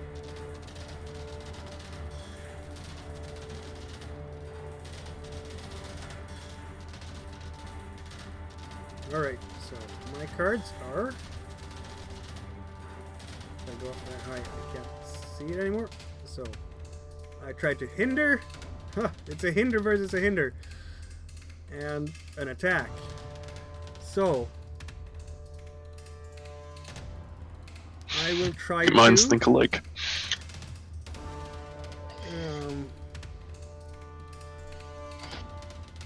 Now I have to remember if my weapon actually has hook. I'm not sure it does. Spear? No, it's just pointed. I can't even do that. I can disarm. So I'll try to disarm. I need 2 successes for that.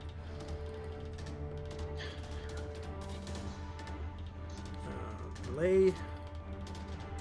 It was hurt, wasn't it? Yes, it was. I'll try to disarm you. I fail. It lashes out against your staff, and it clatters against it, but it's not strong enough because you're holding it with two hands to actually remove your staff from your grip. Your turn to hinder it. So for a hinder, Your staff, I believe a staff does have hook, doesn't it? it does have hook, yeah. So you can Do I just roll my either shove normal? him or disarm him. If you, I'd want to shove him to the ground. Okay. So just roll my normal attack, I'm assuming? Yep. And if you succeed, it goes prone. And you succeed. Nicely done. Describe it for us. Yeah, so basically he tries to go ahead and disarm my staff, and in a quick motion, basically I poke him back and forward towards the ground. He does indeed. He's now prone. And because of that, it doesn't get its attack. So you get yours. And it's on the ground. Excellent. So believe do I that add gives you any a bonus. bonuses for him being prone? Is it a +2? I can't remember quite. Attacks against prone, you get an extra 2. Yeah. Yeah, there you go. That's right. Just add that to the skill. Yep.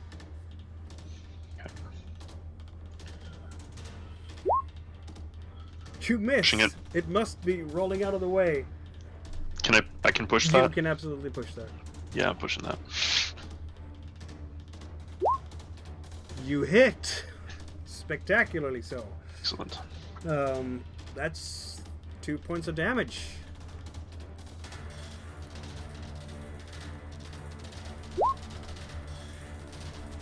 And it's 1 point of damage because this time the scales actually do help. It is Only a now- staff after all. Yes. It is now quite hurt. You can hear it go "Ah!" as you hit it, but it's not dead yet. And that leaves us with who's next? It is, I believe, Frida's done, Brenner's done, Big, right? Sure. And I'm going to attempt to not miss. Huh. No, it's Ulm now. It's Ulm, I'm sorry. Ulm Here's goes me next. getting all excited. Yeah, I know. Ulm will shoot. No, he will not, because Ulm can't shoot. He's reloading his crossbow.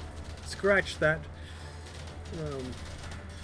Ulm moves a little bit to get a better view and reloads his crossbow. So you can, in fact, shoot. And you miss. And that leaves a Soren left. Against the Sir? Saurians. Is there a penalty for shooting at a prone person? I don't think so.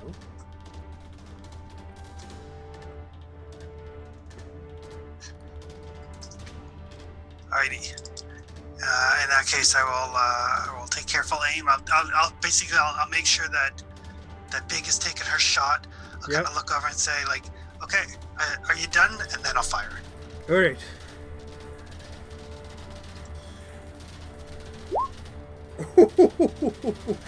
And that's Yeah, that's definitely a how hit. I'm supposed to do it. So that's how you do it. Like Robin Hood's through the air, hits my arrow, sends it down into them. Yeah, that's 4 points of that. That's one skewered Soren. I just imagine Chris's character stepping over the sword and being like, boom, straight Yep. to his face, like point blank. I was going to, but then it's like, no, I'll stay back here with Big, and I'll be like, make sure your legs are properly spaced, make sure you aim, draw back to the anchor point, and then I bury it in his head. It's that Yep. lowest center of gravity, There you that's go. all I can say. You might have to maybe aim up a little bit so that you get a little bit better distance. And so ends that fight. The screams of the Saurians have been silenced forever. Hey Frida, can you chop off a hand for me? Sure thing, Brenner. Anything you need. Give me a hand, please. So Frida will happily take out her axe, because I've got a hand axe too, and just dismantle a couple of Saurians. That's Do you not what need- they mean by hand axe. Do you need any extra parts, or just a hand will do? Just a hand. Rainer picks it up and puts it in his bag. Ulm is just looking in disgust at this. What are you You doing? hear her mumbling something about, I fucking hate Saurians, fucking Saurians. I told you Freddy was handy for something. Rainer will actually look at and say, "That's how my magics work," and he'll actually make sure that, he looked eye to eye now that he's got the red eyes thing going on more so. Ulm is just... that is... and then mutters something and checks his arrows a little bit. Because I realized I haven't actually rolled for his arrows for a couple of times, so I'll have to do that. Hey, Brainer, where'd you get the cool contacts? What's a contact? It's just a torch arrow, torch light reflecting off his eye. Yeah, that's it exactly. Alrighty. Everybody is okay. Nobody is like bleeding.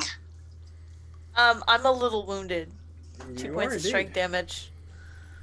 It's all in the legs, mostly, and my armor's busted. Yep. Yeah, that leather armor will not be... You won't be able to use that again. Is this something you can assist with, Big?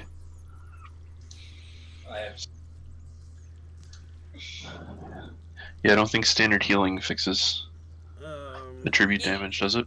Can you do an him? I could if I had willpower. Let's see now. Oh. You can recover... no, that wasn't it. I was looking at recovery...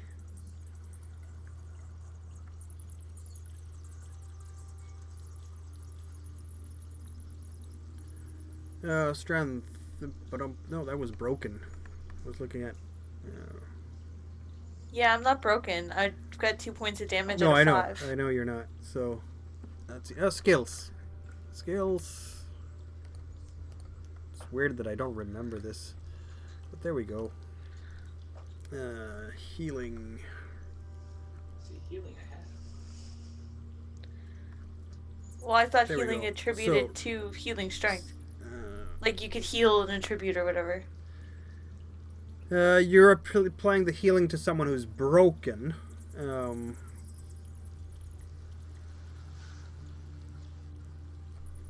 Yeah, no, it just says that a person who has suffered so much damage to strength and agility that the attribute has been reduced to 0 is broken. And if you apply healing to her and your roll succeeds, she gets back on her feet and immediately recovers a number of attribute points equal to the number of successes, which means basically that you can't do the healing until Frida's broken. Okay. So kind of like wounded in the meantime. And Yeah. Have to Yeah, wait till she's exactly. fully broke. Yeah. It's not gone till it's That's- gone, apparently. That's the difference between the healing skill and the magic. It's one of those, walk it off, you're fine sort of situations. Yeah. Well, if we can get one of us empathy or willpower, we'll be fine. Mm. Yeah, nobody actually got hurt from pushing, so no willpower points yet. So We there haven't had you to are. push anything yet. No, I know. Speak for yourself. So there you are in this lair, if you will. It's cold in here as well. And it's just an absolute mess here. With debris everywhere. And it's just smelling horribly. Not so much maybe in this chamber, but ahead and to the south. There are some absolutely disgusting emanations, and particularly pungent, the smell from the south. Thorin, recommendations? Let's check this room first, see if there's any signs of almost kin in here, or any sign that they may have made it this far before we head. And I have a feeling that that stench coming from down south is going to be bodies. Is Frida being bothered by said smell? I think her nose will slowly adjust to the point where it's just not noticing it anymore, but you really can't use your tracking here because it's just too powerful. Too strong. Yeah. Okay. I'll light a torch just so Brenner and I don't have to stay together, and we can maybe search this room a little bit quicker. All right. Cool. I will add light to you.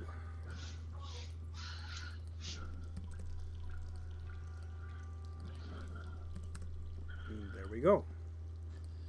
You now emit light as well. So is this like a drop off or? Yes, it's like a pit. They must have dug out because previously when you looked on the floor, it was very nicely tiled, very good stone craftsmanship. But here, it has really been dug up, and all the stone tiles that were the floor in the past have either cracked or just been broken up and taken away somewhere else. It pains Ulm to see this and all the debris. He's not happy at all. Good riddance of those saurian critters.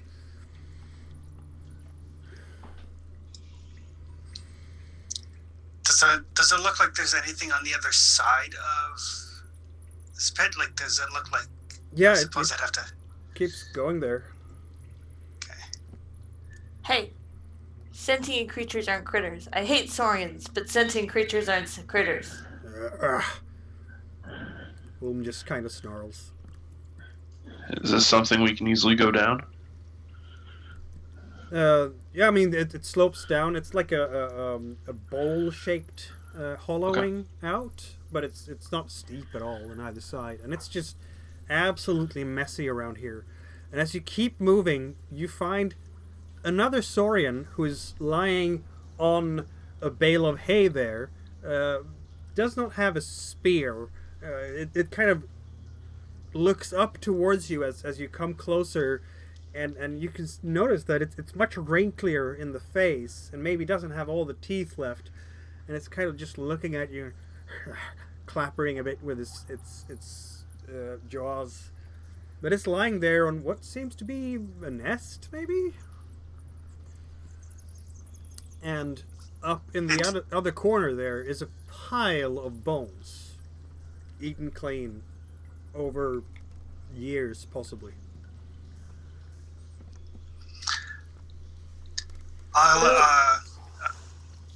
Go ahead. I'll aim an arrow at the saurian and kind of motion for it to get up. It slowly does get up and takes. There is a spear there, but it's not using it as an offensive weapon. It's more like a walking stick for it. It's standing on very shaky legs. I think it's an elder.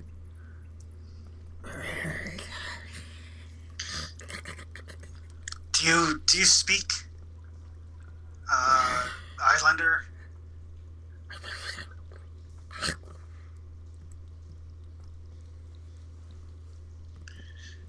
Anybody know Saurian? Apparently not. No, I mean I could howl at it, but it's not gonna do the same thing. Shall we just put it out of its misery? Says Ulm and aims the crossbow. It might actually be injured. Maybe we should check this out. I think it's just old, but It seems old Big in your eyes, Big. In your travels, do you know if saurians understand or can speak like human languages or dwarven languages? Not that I know of. They sell slaves. They have to be able to bargain somehow. It's kind of So this- just waving its fist at you.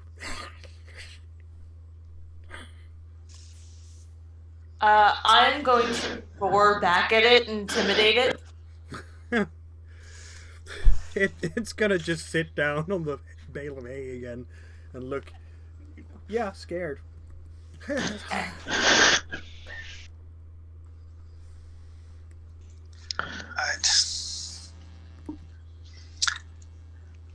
Let's keep going. Yeah.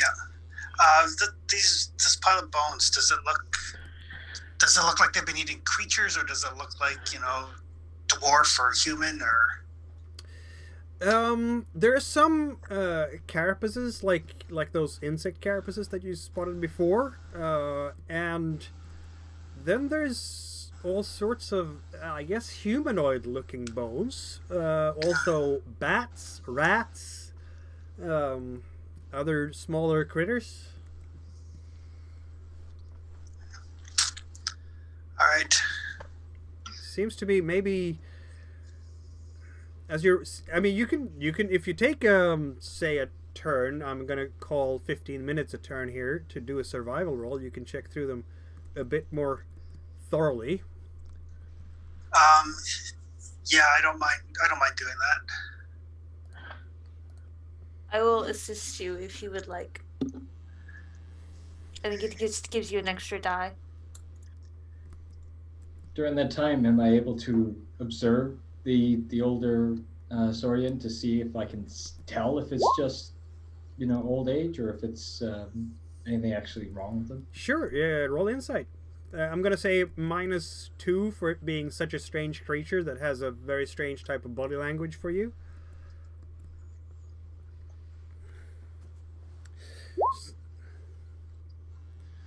Oh, that's a negative actually. So no, you don't.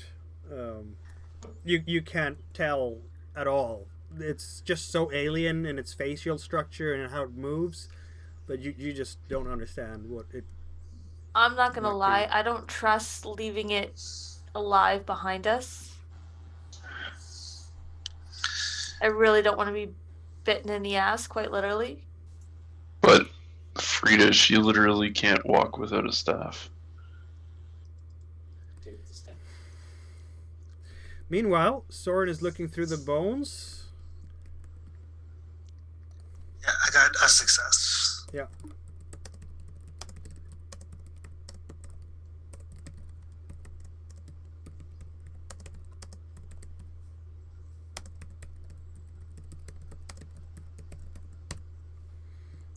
In the chat.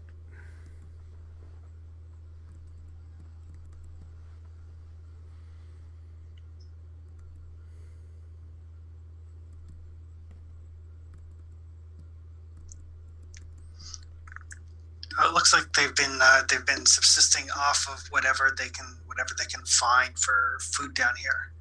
Some bats, some of those what you call them, Brainer, insectoids, Yep. and a good portion of these bones appear to be humanoid. Are any dwarven to your knowledge? I couldn't tell you. I mean, I'm lucky to tell you that this is like a humanoid bone, as opposed to this is a dwarf bone or an elf bone or whatever. This is fair. All right. I would hazard a guess, though, that they're probably either dwarven or maybe even saurian. Maybe they eat their own. Well, we can't really ask her to find out, unfortunately. I will kind of motion over the bone and be like, "You, dwarf, human, yeah." It points towards the dwarf. Oh, Ulm gets really upset by this, obviously, and just raises the crossbow. So we know it's eaten dwarf. I'm really, really not comfortable with just leaving her here. She might not be able to walk, but she can still crawl, and she can still bite me in the ass. Brainer at this point will go in the other room. Feel free to move. Mister, I want to take cold-hearted. just knock her unconscious. Take the spear. Yeah, that's not even hard to do. Rita will grab the spear out of her hand and kind of whack her in the head with it. Ah! She's just lying Like down hard there. enough to knock her out. Yeah.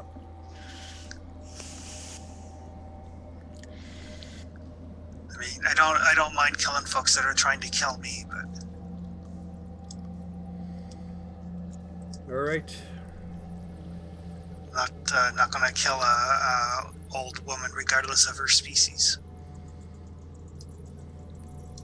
And you, Brenner, are getting close to where that smell is. And you can see now, just in the distance of your torchlight, that green, that is a body of water. That's gross. Oh yeah, there's stuff floating in it. Like, lots of stuff.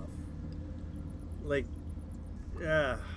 it's gotta be all sorts of debris basically lying in an old pool of some kind, including, you can see it's almost like it's a compact layer of all sorts of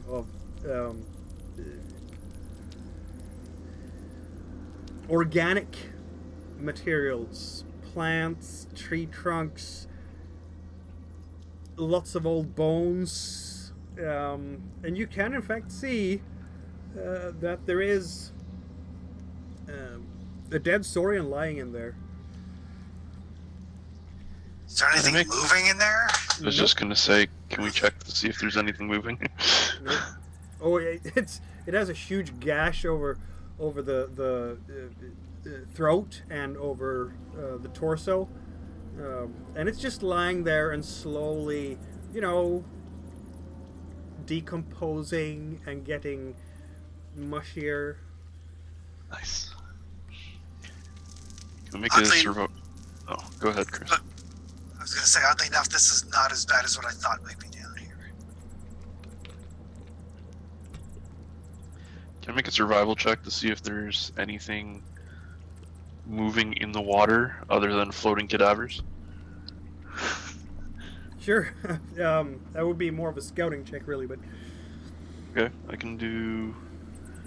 Yeah, I can do scouts. because Frida basically is you're trying to visibly see- breathing through her mouth. Yeah. Oh, it's putrid. This cesspool. It's literally a cesspool. Hey, I'm there's gonna just push that because I too need much willpower. Junk here.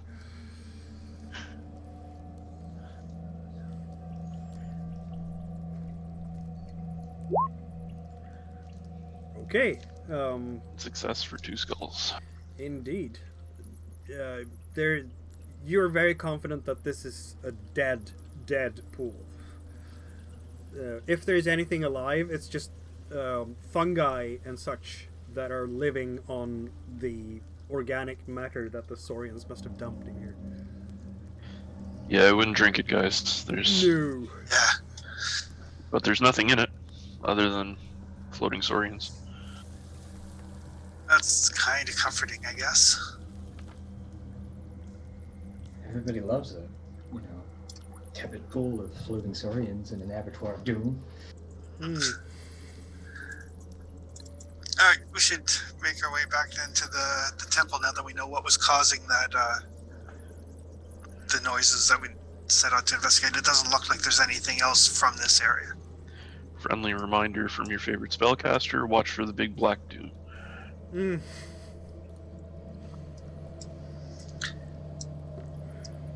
So you'll make your way back to where you were before. Yeah.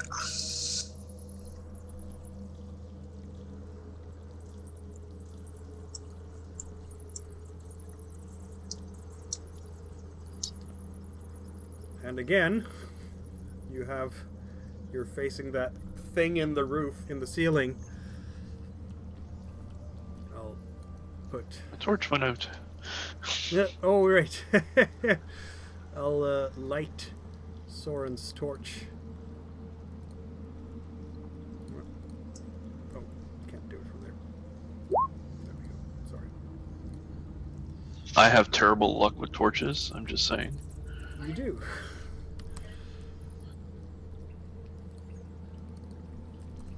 I can't see anybody else.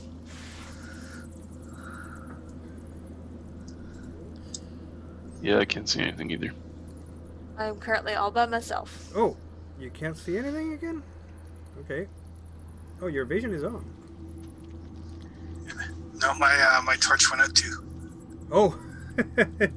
Oh, I can't even see the other markers. I can only see me. Why can you only see you? That's weird. Why is that? I have set.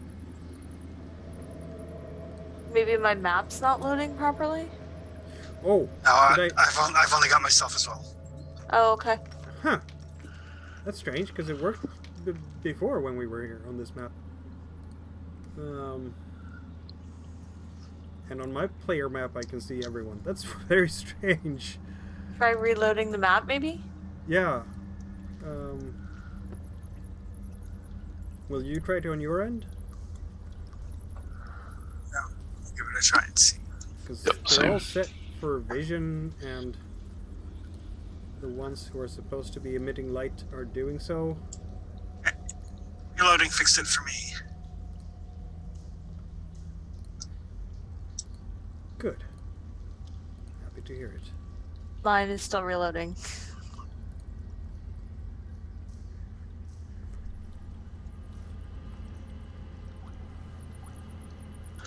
And we are good.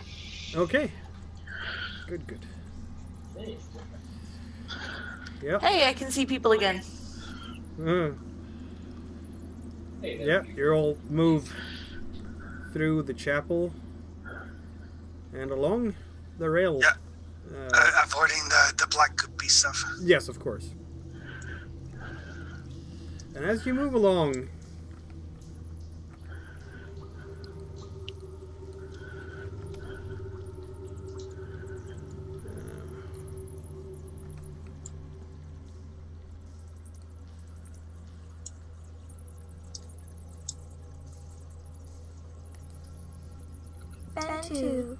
Ventu, the Blood Master took you 15 nights ago.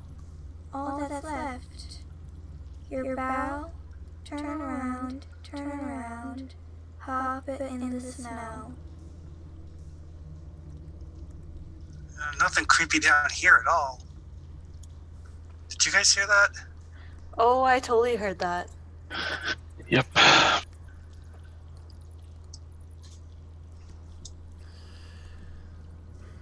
Ulm is kind of just watching the walls and the ceiling as you keep going through this area. Come at me, little demon child. And that means that we have to switch maps yet again. I found the edge of the world. The world is flat. Oh no. Let's make sure that I have your... let's see now. We have... Soren is emitting light. Yes. So is Brennar.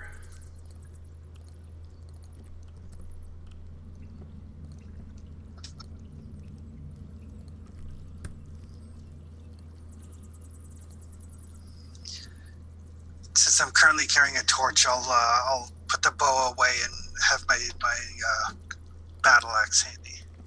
Indeed. And just Mikael, I can just say I recognize the voice you used for the little ghost girl, which makes it even more fucking scary. By the way. she had fun recording it. I bet she did. All right, so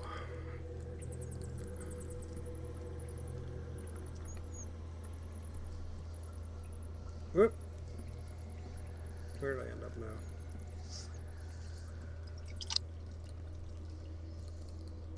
What? That's not at all where I'm supposed to be. There, okay. There we go. I got myself to the wrong map and everybody else to the right map. As you keep walking down this corridor, Ulm will look down. Oh, look, see? And in fact, Soren can see. There is a flask lying there. someone must have dropped at some point. Look! I'm sure this Does must it be have blood in for my it? kin. They must have come down here.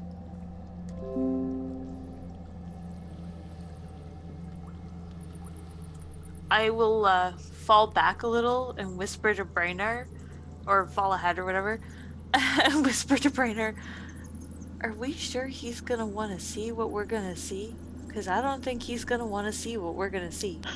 That's for being to deal with. Okay, just telling you. What are we doing? That's about the reaction I'd expect too.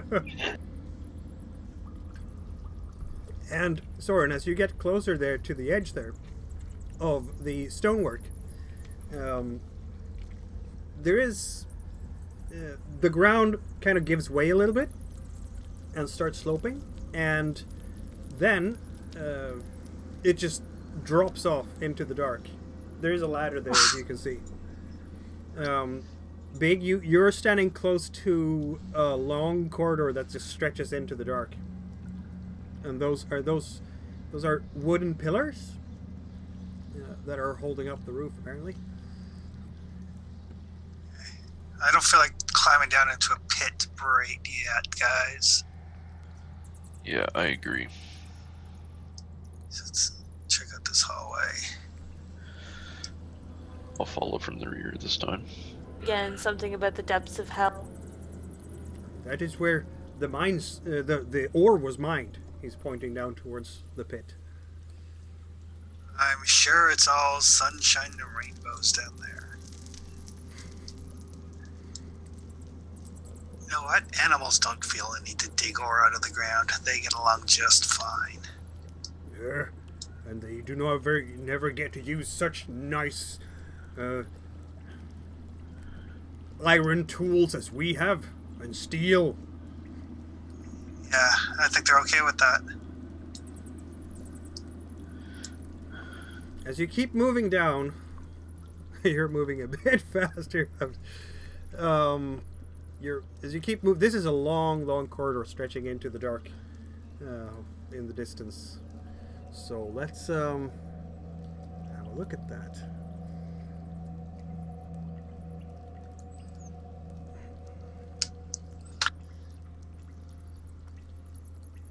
Again, I have to set. Søren won't obviously admit it to anybody in the group, but he's a little on edge, being like out here. Spooky shit happening. Rainer's in his element. This is great. Rita is definitely sword at the ready. Wolfkin are very superstitious people, so we're still very tribal. She's not digging the ghosty shit at all. I'm sure. Dark, dank, and miserable. I'm not exactly in my element either. Not at all. Yep, this is fine. This is fine. It's all fine. This is not fine. It's all just spiffy. Sunshines and lollipops, guys. This is fine. Exactly. No problems at all. Hey Nothing man, scares me. if I die fighting some little demon child, well then, that's a life well lived. Well, it's important to have goals. Mine is to not die. That is a reasonable goal.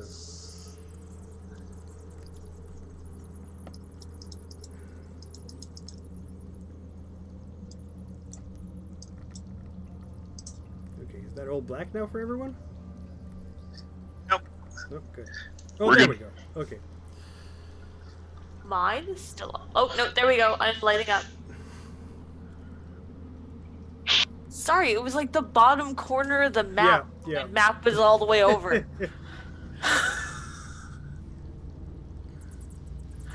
I gotta tagging admit, along. this dynamic lighting thing is screwing me up. Pretty It is neat. really cool, but it's really hard to focus on things. Pretty neat. You will hear now a sound further into the darkness. It's a chittering sound. It doesn't sound at all like the Saurians.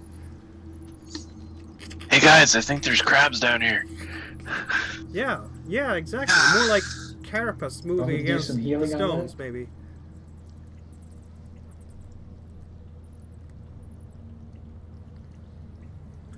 Is that those ant things? Yeah, I think the insectoids might be down this way. So, ready your arms. Do you have a torch currently, Brenner? Do.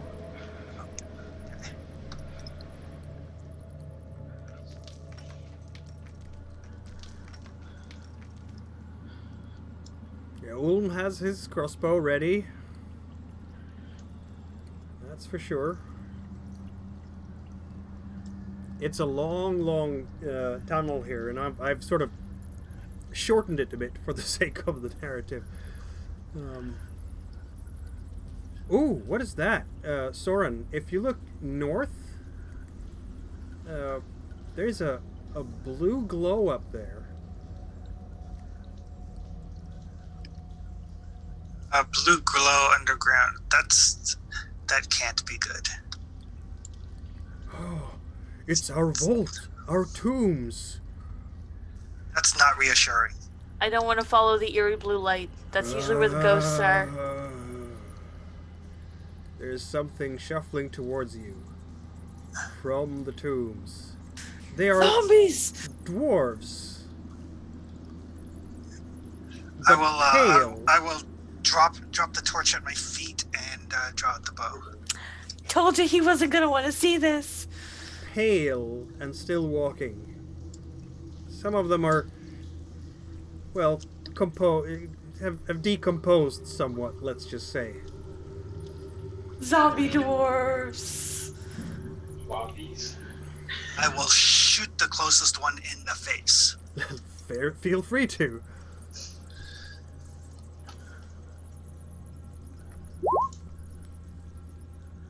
Oh, ignore that.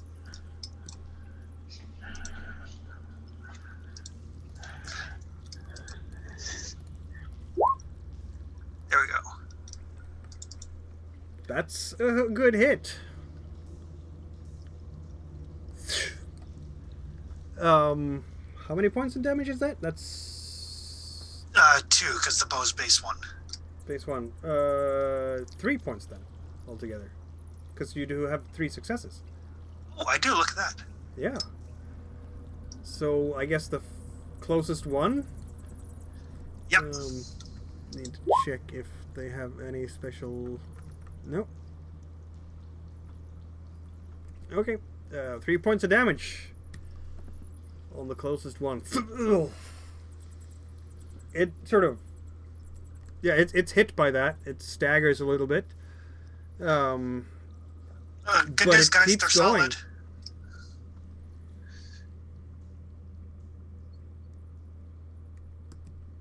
It keeps going. So what do the others do?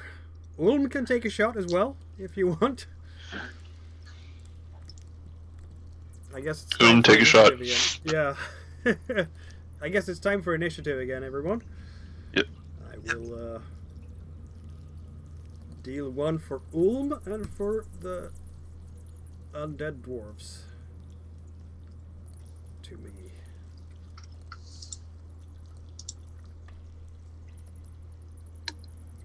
Ulm is not moving anytime soon. And the undead dwarves are at number 6. Everyone has super low initiative. That happens.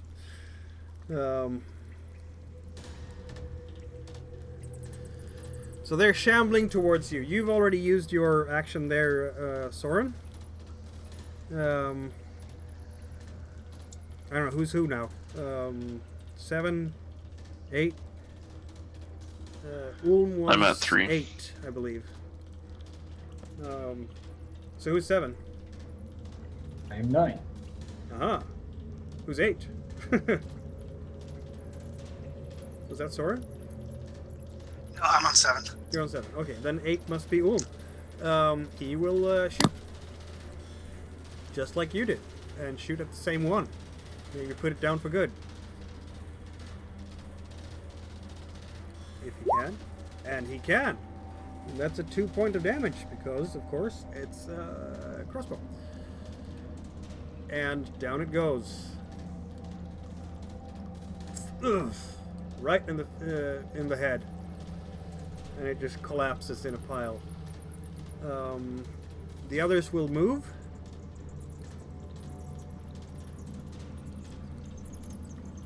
And now it is everyone else's turn.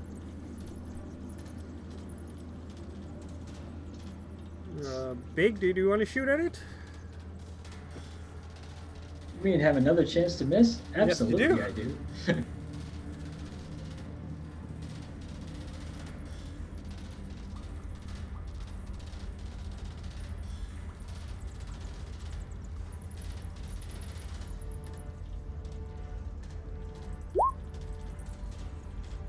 That's a hit. You hit it.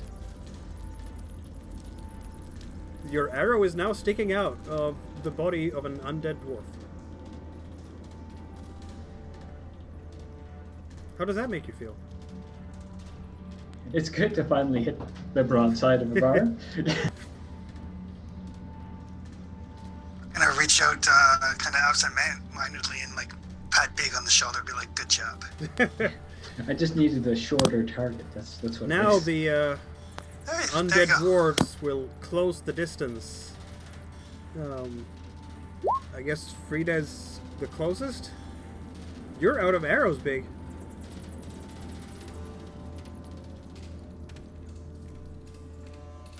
Again, this You is get hit with your last arrow. yeah. Are they smart enough to do combination cards? Nope. They will Okay. simply attack you. And I will parry. Indeed.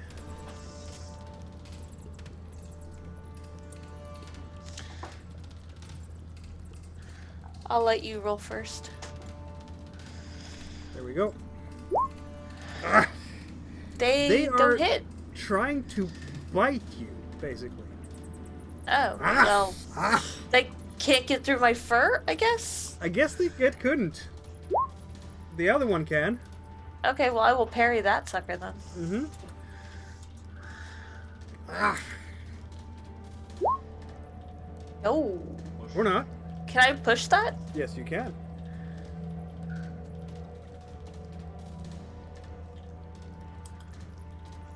Okay, hold on a second. And that is...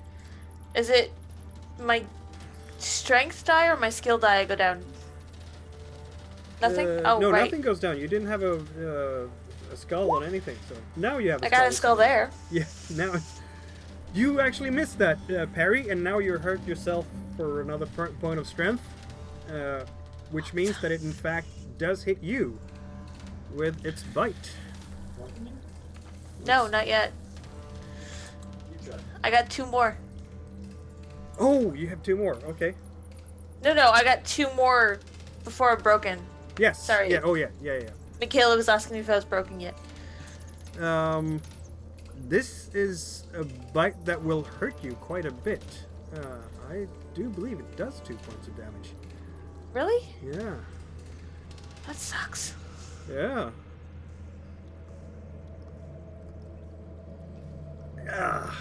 It just chomps down really hard on your arm, I guess, because you're waving the shield about. And that is not so good, because of course those mouths are not clean at all. So I got 1 point till I'm broken. You should probably just lop off that arm, though. And Yeah, that one. Does it do anything extra? Like, am I infected or anything? you might. Let's see now. This is okay. It's You do gonna an s- opposed roll for endurance against the virulence rating of the disease. Endurance. Where Yeah. would I find my endurance? That's a skill. That's a skill? Yep. Okay. Oh, I see it.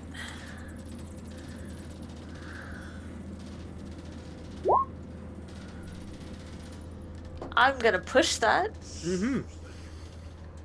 If I push it, I'll what?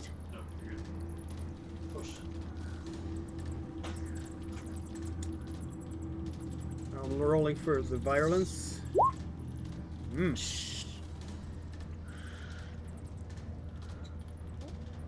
Sorry, I keep hitting the wrong button. Just give me a second.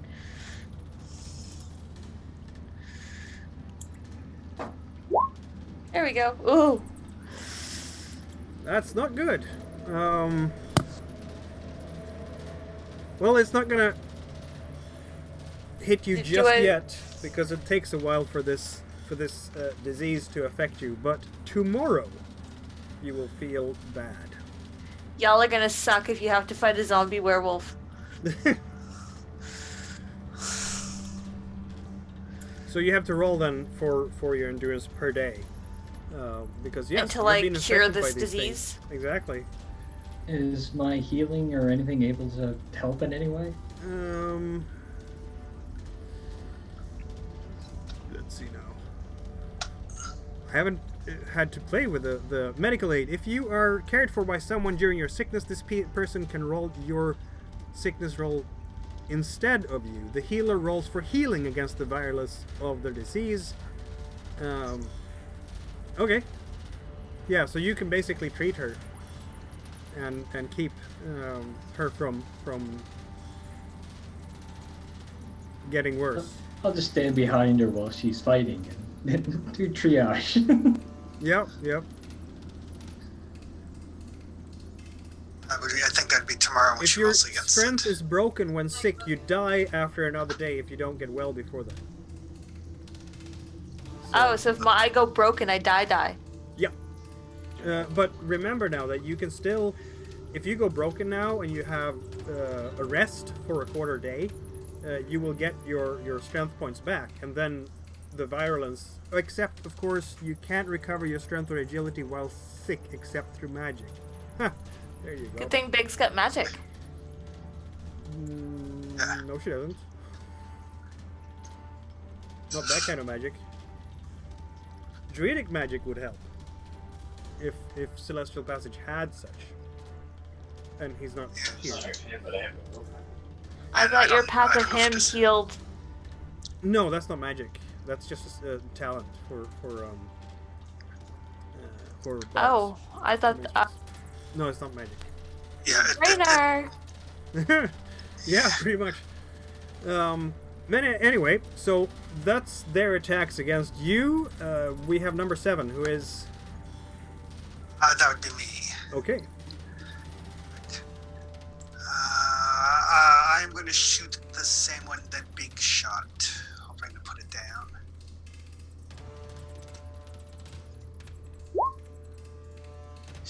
You do not.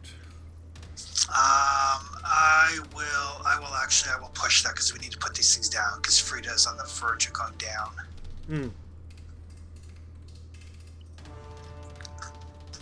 Let's go one less base die. There we go. That's a Ooh, hit. Fuck. And you sprain yourself pretty badly as you do it. That's 2 points of damage. It's 3 points because I had 1 on the initial roll as well. You did? No, that's a skull on the first one. Yeah, I had a skull on the first one, and then I got 2 more skulls when I pushed, so that's 3 total. No, the skulls are damage to you, not to the thing. Yes. The cross Yes, sword. 3 damage to me, 2 to it. Oh, yes, okay, yes, 2 damage to it. Yes, exactly. Okay, so it's not quite down yet. But you are in trouble. On the other hand, you got 3 willpower. 8 would be Ulm, who... Did he take a shot? Yes, he did before, didn't he? He did. Think you skipped over 3, Mikael. Oh, 3, I'm sorry. 3, go ahead. Yep. So I'm going to, I'm going to blood bond with Frida again. Give her some strength back. Yep, gonna give her some oomph back. I'm only spending 1 willpower because this can absolutely go sideways and break me in the process. So, Yeah, that would not be good. just this can go sideways and kill us both. So just hold on for a second. Yeah. So 1 base. I don't have the ingredient, but I do have psychic power. So that's 2 dice. I only roll still 1 dice, right? If you want to Your have blood power or level mine? 2, you roll 2 dice. You only spend 1 willpower, but if you want to use your psychic power, you roll 2 dice. Okay, and I guess according to Frida, I've got her blood, so that counts as. Yeah, I'm currently bleeding. She is currently. There's enough of it Yeah, also. exactly. So 3 dice, or it just adds an extra success because of the ingredient. 2 dice and an extra success because of the bleeding. Okay, cool. It works. You reach out with your hand. She feels the warmth and recovers 3 points. And Right. I lose 3 points. No, you lose 2 points. It's 1 for 1. Oh, okay. Fair enough. The ingredient. Ah, No, it's literally my essence leaves me and goes to you. yeah. You And look- Brainer's you getting the heck out of the fray because that was my slow, and Yep. I'm moving back. Yep. Do I have to do a move roll to get out of proximity with those guys? I'm gonna say no because they were fighting her. Okay. I'm letting you get out of there. Because I'm nice that way. Then Ulm will shoot, I guess. Oh, did we say that he had shot? Where is my... Yeah, he did shoot. He did shoot. Okay, there we go. Yeah, then he will simply have to reload his crossbow. Or grab his axe and attack. You know, I'm gonna do that instead because Frida is in a bit of a spot, isn't she? Ulm will save you. He grabs Ulm is his probably axe. also angry at what's been done to his kin. Yes, he is indeed. Now, if he grabs his axe and steps forward, he can't attack because he's actually preparing the axe this turn.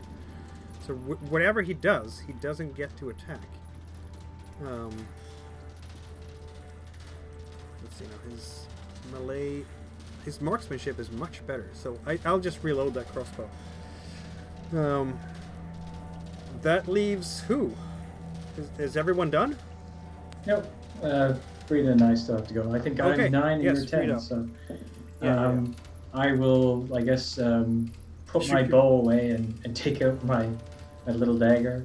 Oh, Ready that I'm out of options at this point, so I'm kind of furious that she's bleeding all over the place and I can't really help her yet. but I'm gonna So, yeah. just to inform you here, Big. If you drop your bow and it's gonna be like for Ulm that you can't attack this turn because you're out of melee range. You can attack. Oh, you don't have any arrows left. That's right. right. So I This can't is why you do do a it. whole heck of a lot right now. Yeah, that's fair enough. Frida's turn then. to Frida destroy damn one well of them. can. Yes. Not anymore. I am gonna swing at that dwarf in front of me. Does Beak have any willpower right now? No. Nope. Ah, shitty.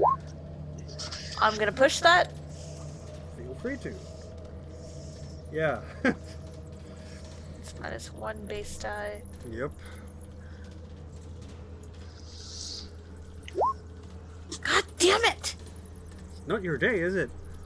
You can That use your would- pride. You can use your pride I for the plus. can use my pride because You they're can. attacking my pack. Oh, they definitely are. Mostly you. Roll a d12.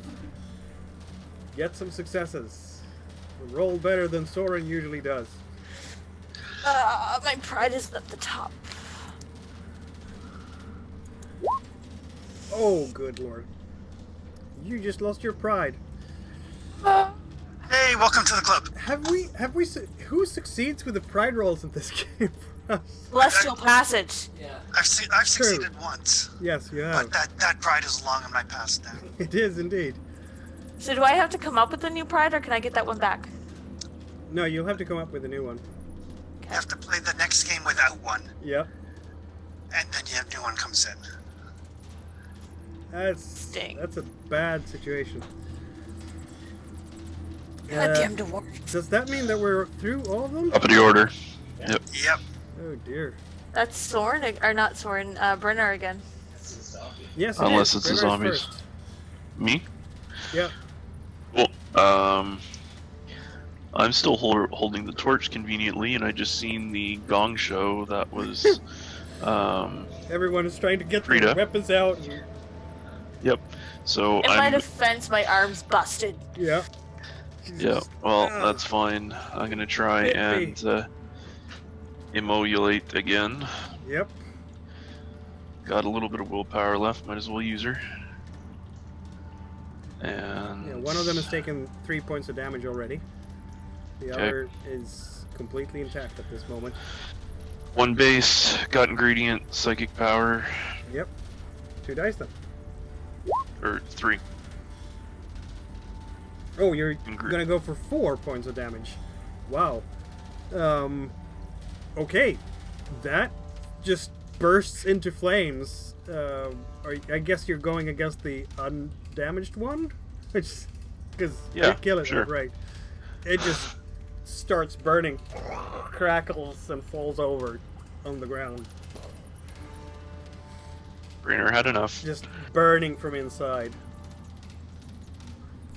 They've almost killed your favorite werewolf. Yeah. And she seems to be a little bit more incompetent than normal, so, you know. They Yeah. bit my arm. Yeah, the next one will try to bite you again. They bit my sword arm. There we go.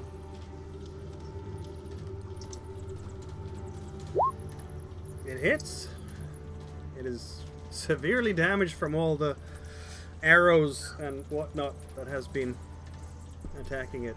But it does have a little bit of strength left. Alright, I'm gonna try and parry that again. I think that's a good idea. I don't want to be more diseased than I already am. Mm.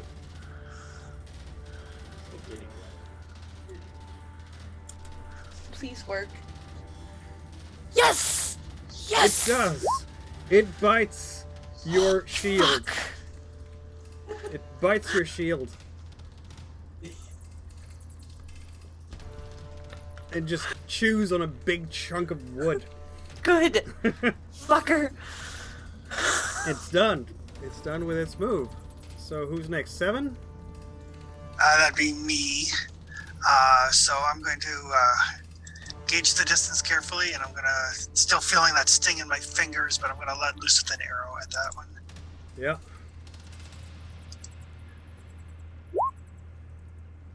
That's a hit. Clean enough. 2 points of damage. It goes down. What does it look like? I'm just gonna carefully. I'm gonna judge so that I don't accidentally hit Frida, knowing that if I do, she will probably drop, and then I will just put it right through the thing's mouth as it's coming in to bite her. And it just keels over. Ulm is standing there and... Desecration! Desecration! That is the tomb of the miners who died here. They have risen. What kind of demonic force has done this to my ancestors? You haven't seen dwarves cry often, but this one does. Gnashes his teeth. I told you bad woogity shit was going on down here. I need... We should... Okay. Can we... Everybody just gonna hang back here for a second. I'm just gonna go see if there's any more of those, okay? Likewise. Please don't die.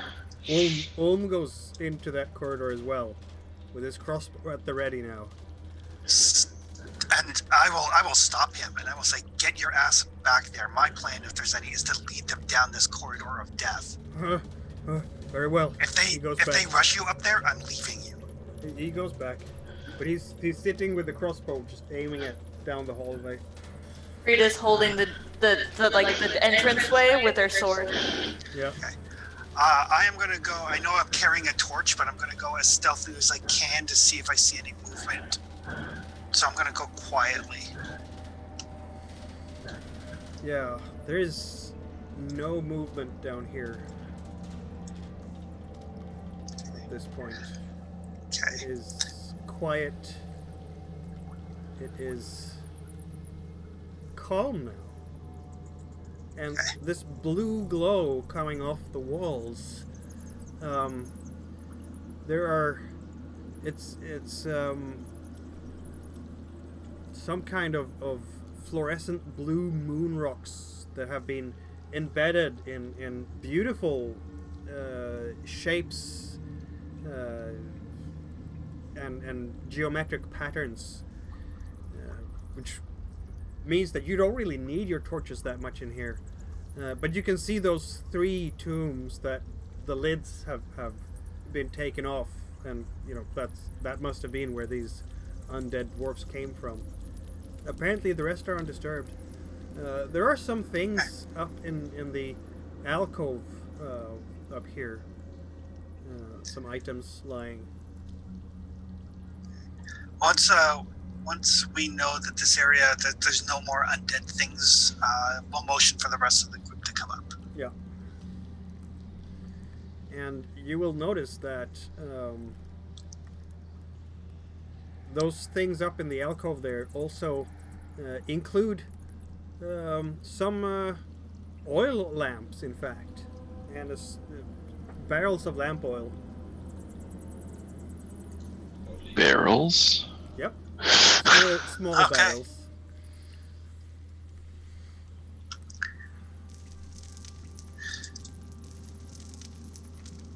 All right.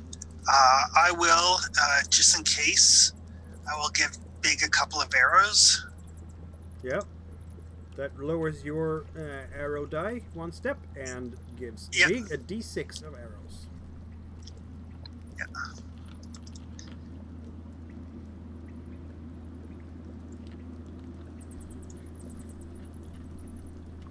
You're starting to lose a little bit of sense of time at this point.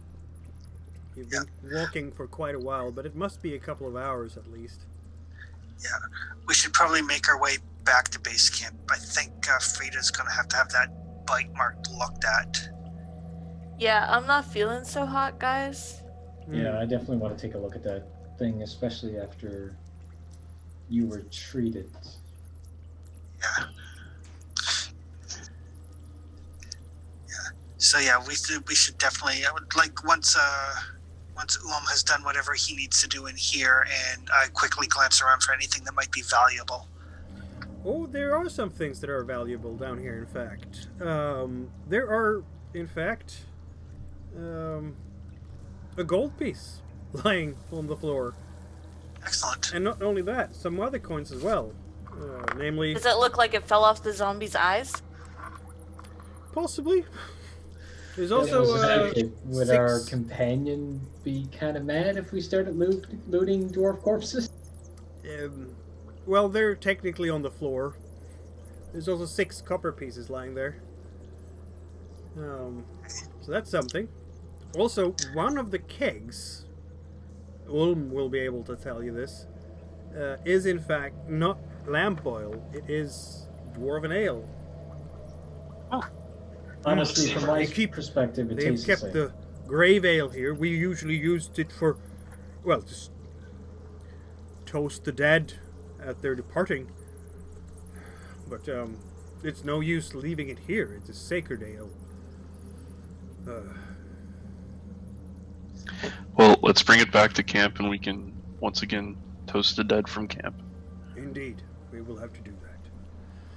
So you decide to head back to the surface and try to do that. And now we have 10 to 11 here in the Maritimes, which means that this is a very good place, I think, to wrap up the session for today. You have started exploring the Stone Loom Mines and heard some voice of a young girl that may suggest something about the legends. Are they true? Are they not? Is she a demon? Is she a ghost? exploring these mines further might give you more answers. And yeah, we definitely need to get out of this musty old tomb and into some actual light and some fresh water and stuff so we can look at that wound. Mm. Will we be able to do that before next session? Or will that require... We'll play through it. Or possibly, it depends on if B is available. I don't want to have him sidelined for an entire session in case things happen as you move out. It could That's be a fair. good segue for him to get back in for sure. Okay. Perfect. All right. Alrighty. Thanks, you, everyone. Everyone for watching. Thanks for playing. Thanks Stone very Loom Mines have not yet revealed all its secrets.